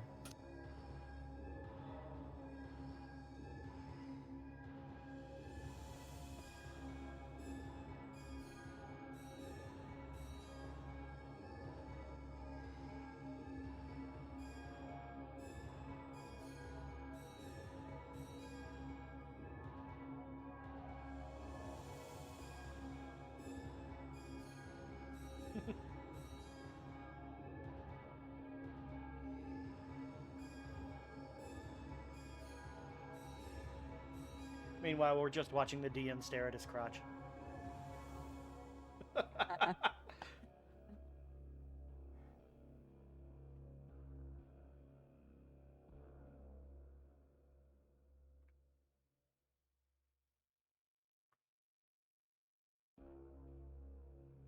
You know, it's interesting because I wanted to have a small conversation with Retribution when we were done, but I guess that's up in the air now. Yeah, that kind of fell to pieces. Torque had wanted to ask Bali all kinds of follow-up questions, and I'm sure that would have, revealed even more of his secret Traitoro nature. I had a lot of plans for Retribution too. She looks at you and Rayla Osiris. Rella Osiris. Rayla Osiris. Got it. Got it. And the woman who's casting the spell finishes as she says this, and there's a rush of wind that kind of blows past you as you see their forms kind of shift and swirl into a single point, and all 9 of them vanish. Leaving their horses? My horses now. Hell yeah, free horses. There you go. Fucking prisoner exchange at this point. Torque can't ride him, but man, is he gonna love him. He loves Tall Dog. All dogs. Tall Doge. So they're all gone. Yeah. Kale's gonna sheathe the sword.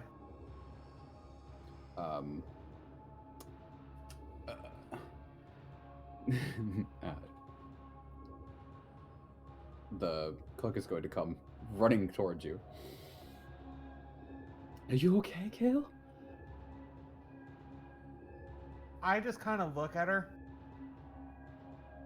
and just stare at her for a second, and then I leave the restaurant. As you open the door, you bump into Torque, who had been eavesdropping at the door. Well, Sheeran's sitting right next to the door, but not really eavesdropping. I'm gonna squeeze past them. Sheeran looks in the door like, "Where's Shauna? Where's Shauna?" You see Kale kind of winces at that and keeps walking. He's walking out towards the beach.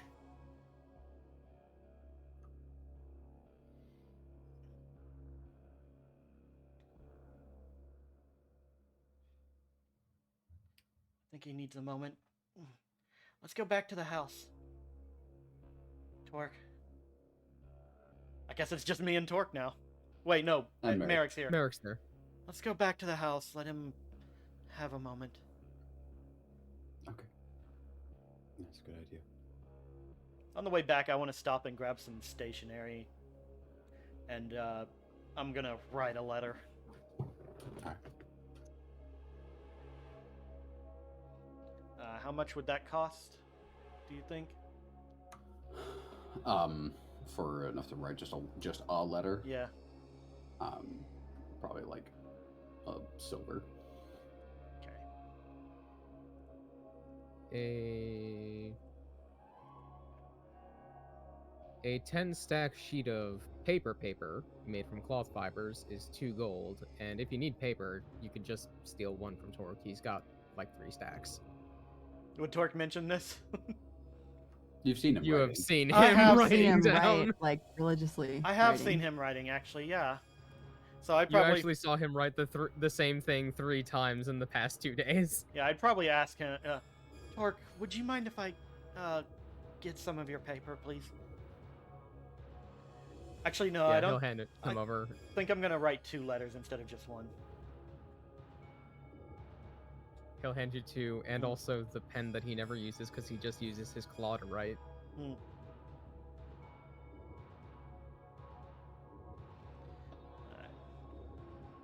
So, Who? Leader here. what was his name again? The Orchid Derthal? No. What was that?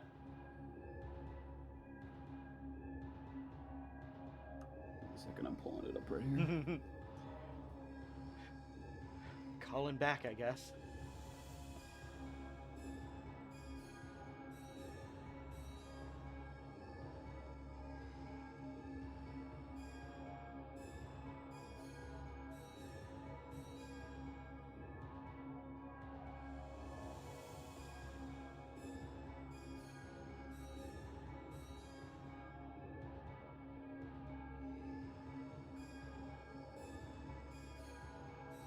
Why is nothing where I want it to be? I'm trying to find this I stuff. know.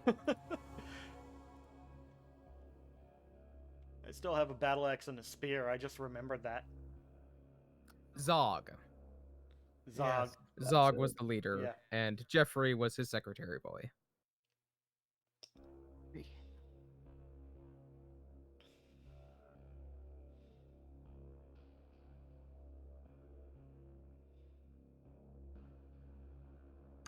There's my important NPCs. Didn't have that pulled up before. That's my bad.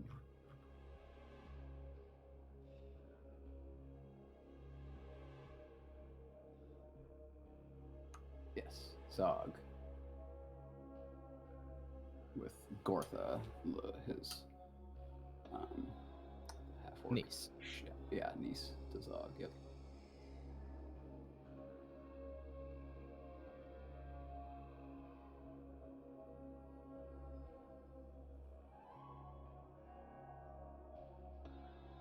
So yeah, if Shioran will go ahead and relay that information to Yeah. Torque, he would seek him out.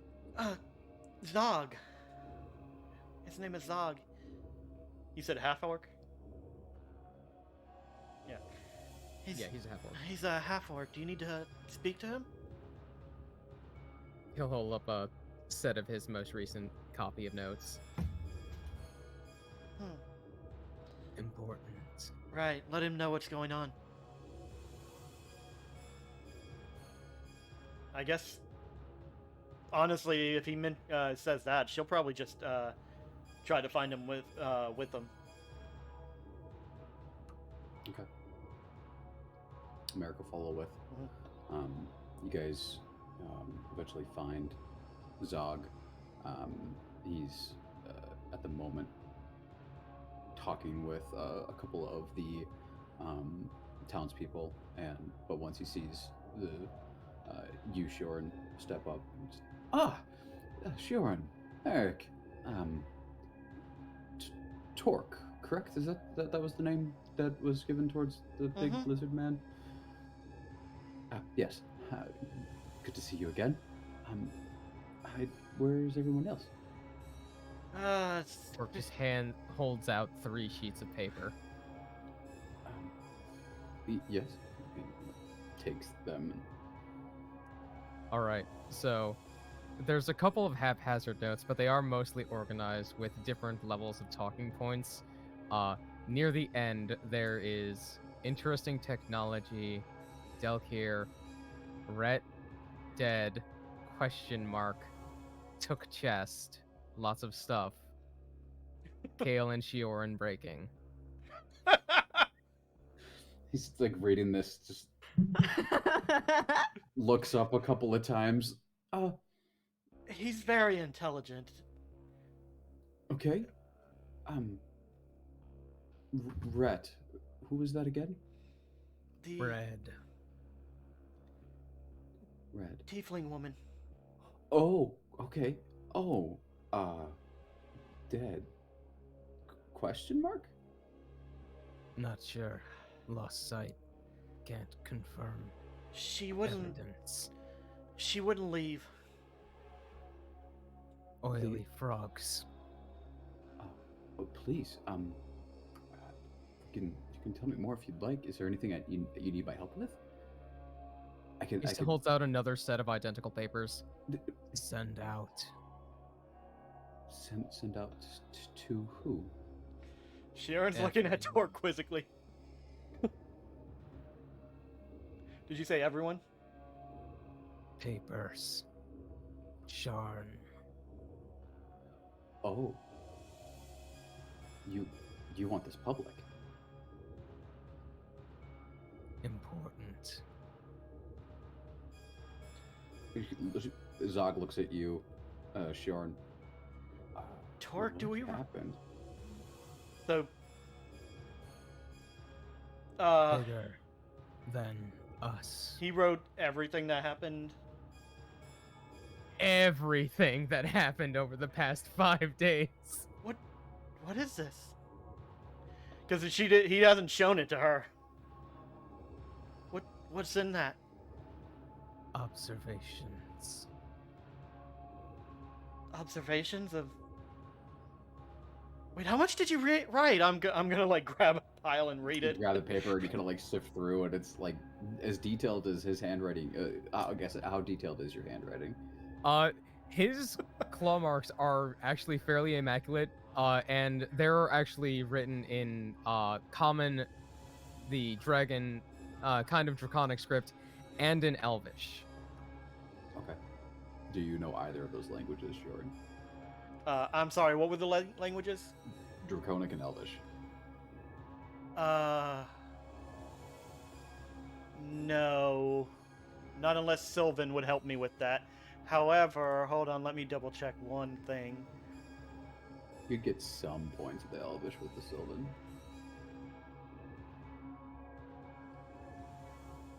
A lot of those old root words like Latin. Mm-hmm. I'm going to cast Comprehend Languages on myself. All right, you cast that quickly. It is the same thing written in common twice over, once in Draconic, once in Elvish, just to make sure that everyone is able to read that if they come across it. Wait, it's highly also written in invasive. common? Torque, I don't know if we should let them know all of this. Also, Hold wow, on, just hold on a okay, minute. I knew you were intelligent, but holy crap, you like to take notes. He holds up the little bottle of ink. Edit. And then he holds up the journal that he constantly like reads through. I'm just Grandfather stressed notes. Edit. I don't mind this being known, but there are some things that I think I'm just gonna edit out. I'm so sorry that you had to find some of this stuff out. Sharon's voice kind of cracks at that, because there's some embarrassing stuff in there. She's turning purple.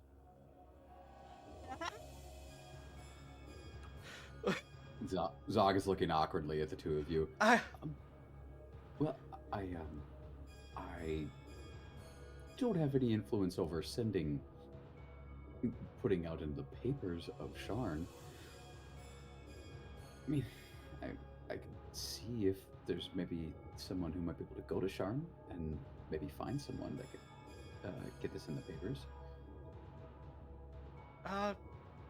Give me a night to like mark out, rewrite this without stuff that I don't want known? What's that word? Redact it. Yeah, redact it. You just like your black lines all the way through. It's called OPSEC. You can only read like a fourth of the letters. And I guess I can have a couple letters sent to Sharn of my own that I wanted to write. All right. All right. Well, once you need that, just let me know. I'll get somebody on that immediately. Right. And he kind of like walks forward and he puts his hand on your shoulder, Shorn, and dear, you look a little shaken. A lot happened. As she looks at the paper. Not just this. I see. Well, Did he mention the part where she said she doesn't want to be married to some random guy? That's on there.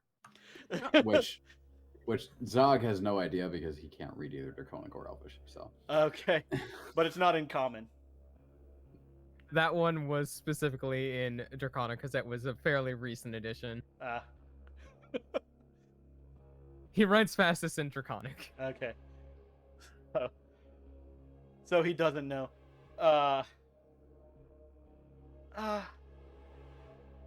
don't know. There's a lot that happened, and I honestly don't want. I need some time to myself, I think.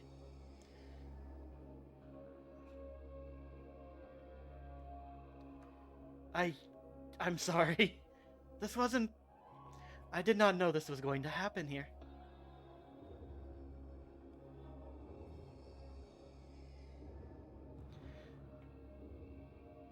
Torque still just kind of standing awkwardly there.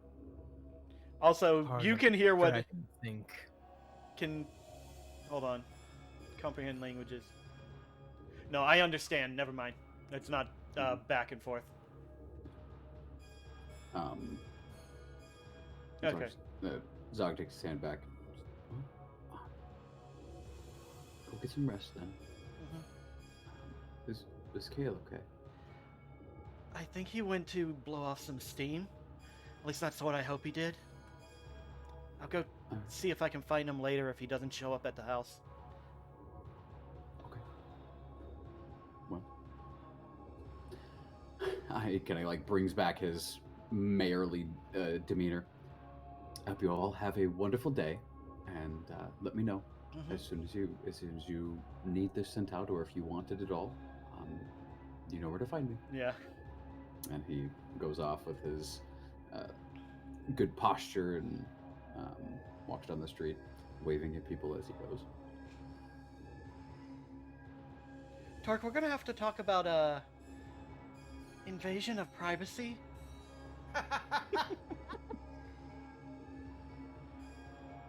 And things said in confidentiality. Important for research. And we head off. I guess we head off to the house. Kale, where did you do? Where'd you go? I went off to a hopefully deserted. Probably the beach where we fought the Auckland. The beach is deserted at the moment, yeah.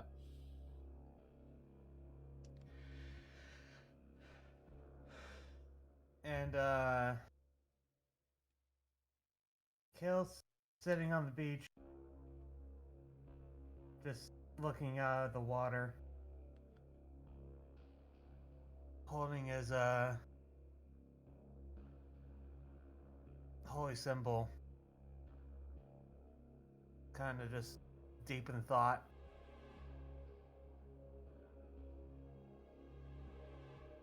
And everything that's kind of happened over the past while kind of makes his blood boil, and he just kind of lets it out and fireball. There's a big conflagration as there's let out this fire released from deep within you. It's released across the ground, scorches the sand in front of you to the point where there's a good portion of it that's kind of strikes out in almost every direction, these veins of glass as you superheat the sand around you. And as you do that, you're breathing, trying to release some of that frustration. I'm blasting all my spell slots on this, by the way. That's fine. The beach around you is sparkling by the end of it with Steaming. Steaming and scorched sand, either black or superheated in parts to pure glass. He's going full Vegeta. Can you blame him? And as you stand there, it's still a bit of an overcast day still, and a cold wind kind of blows off of the ocean, and even through the heat, you kind of shiver. But then as you're standing there, you feel a warmth at your back. And as you turn around, you see through all of the completely overcast sky, there is one ray of light that is peeking through the endless gray and darkness of this gloomy day. Is it one ray of light streaking down and is spotlighted on you?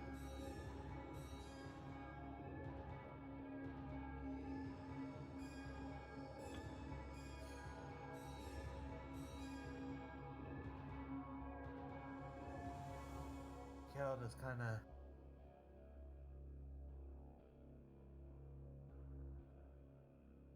falls to his, just breaks down. What was that? You broke up. I said he just kind of falls to his knees and just breaks down.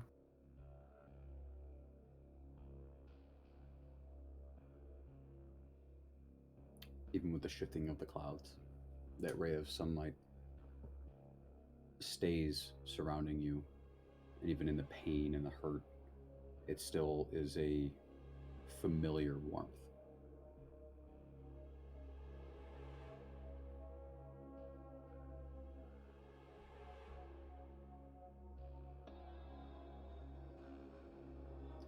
And as Shioran and Torque and Merrick head back to the herbalist house, and Kale is up on his own at the beach, letting out his frustration and anger and sadness. We will see where this goes in a couple weeks. Oh boy. All I could think boy. during Kale's portion was as the sun was falling on him, he just hears Lyson's voice again. Want to talk about that sport? No, you see just Kale as a cloud in the distance, Lion King style.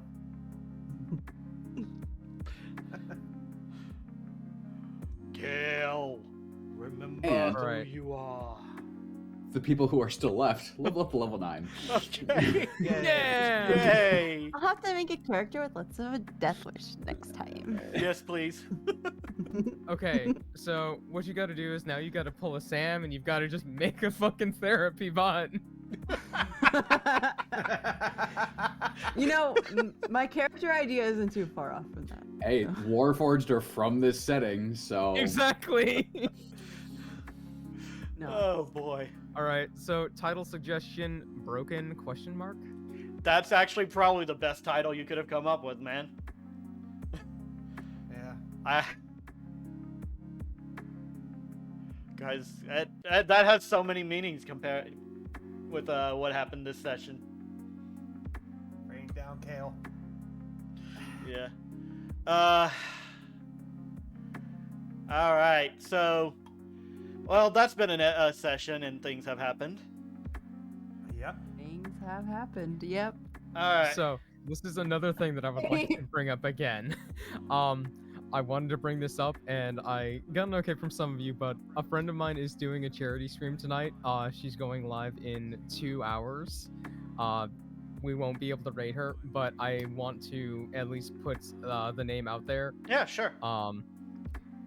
Her name is Nimzo, and I'll type the link in chat, and she's currently doing a fundraiser for survivors.org, which helps survivors cope with trauma, which I feel is a very nice highlight to the end of this session. Yeah. Oh yeah, definitely. So I'll put that link in chat now, and if any of you that are here can go ahead and, check that out at the appropriate time in 2 hours, midnight Central, 1 a.m. Eastern, or 10 p.m. Pacific.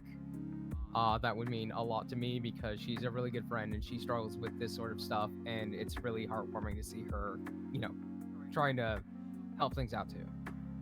That's awesome. Yeah. Yeah. Post it in discussion as well so that I can check it out later. I won't be able to. I don't think I'll be able to stay too long, but Or put it in the, not in discussion, but in the one where everybody can see. Right. That's a good Like idea. the Yeah. whole Discord. All right. So we have a name. Since we can't really raid her, do you have anyone else we want to raid? Let's see. Twitch. I got Nope. no one. Oh, I haven't even done the whole outro thing. Thank you all so much for watching. If you enjoyed it, thanks, I guess. What's wrong with you?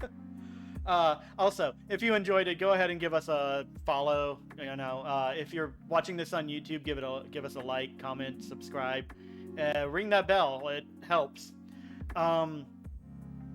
I haven't been streaming this week because I wanted to take a break and get some stuff done, and I did not get stuff done. But you did take a break though. Yeah, I did take a break, but I will be back on Monday to continue playing Persona 4 Golden. I'm very much looking forward to continuing this, even though the subject matter is in this dungeon is a little iffy with Atlas's reputation. But I'm holding out hope that they're not going to pull a bullshit thing, given the way dungeons tend to end for the character.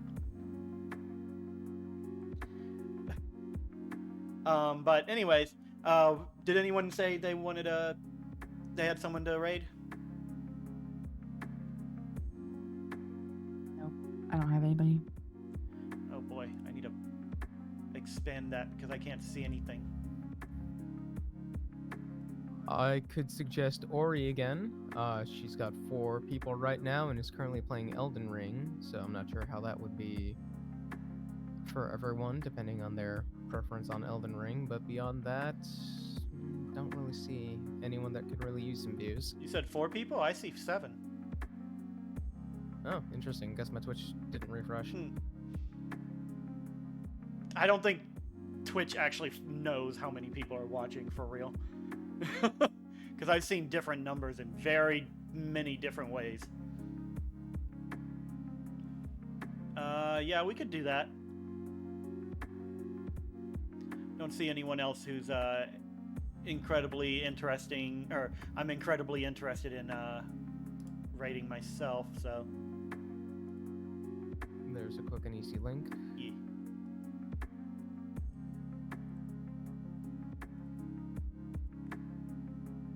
Alright. Got the link, or the name.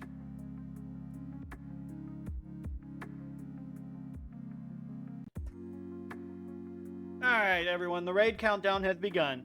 I hope you all have a great evening, day, night, whatever time you're watching this. And we'll see you in the next stream. Bye-bye. Bye.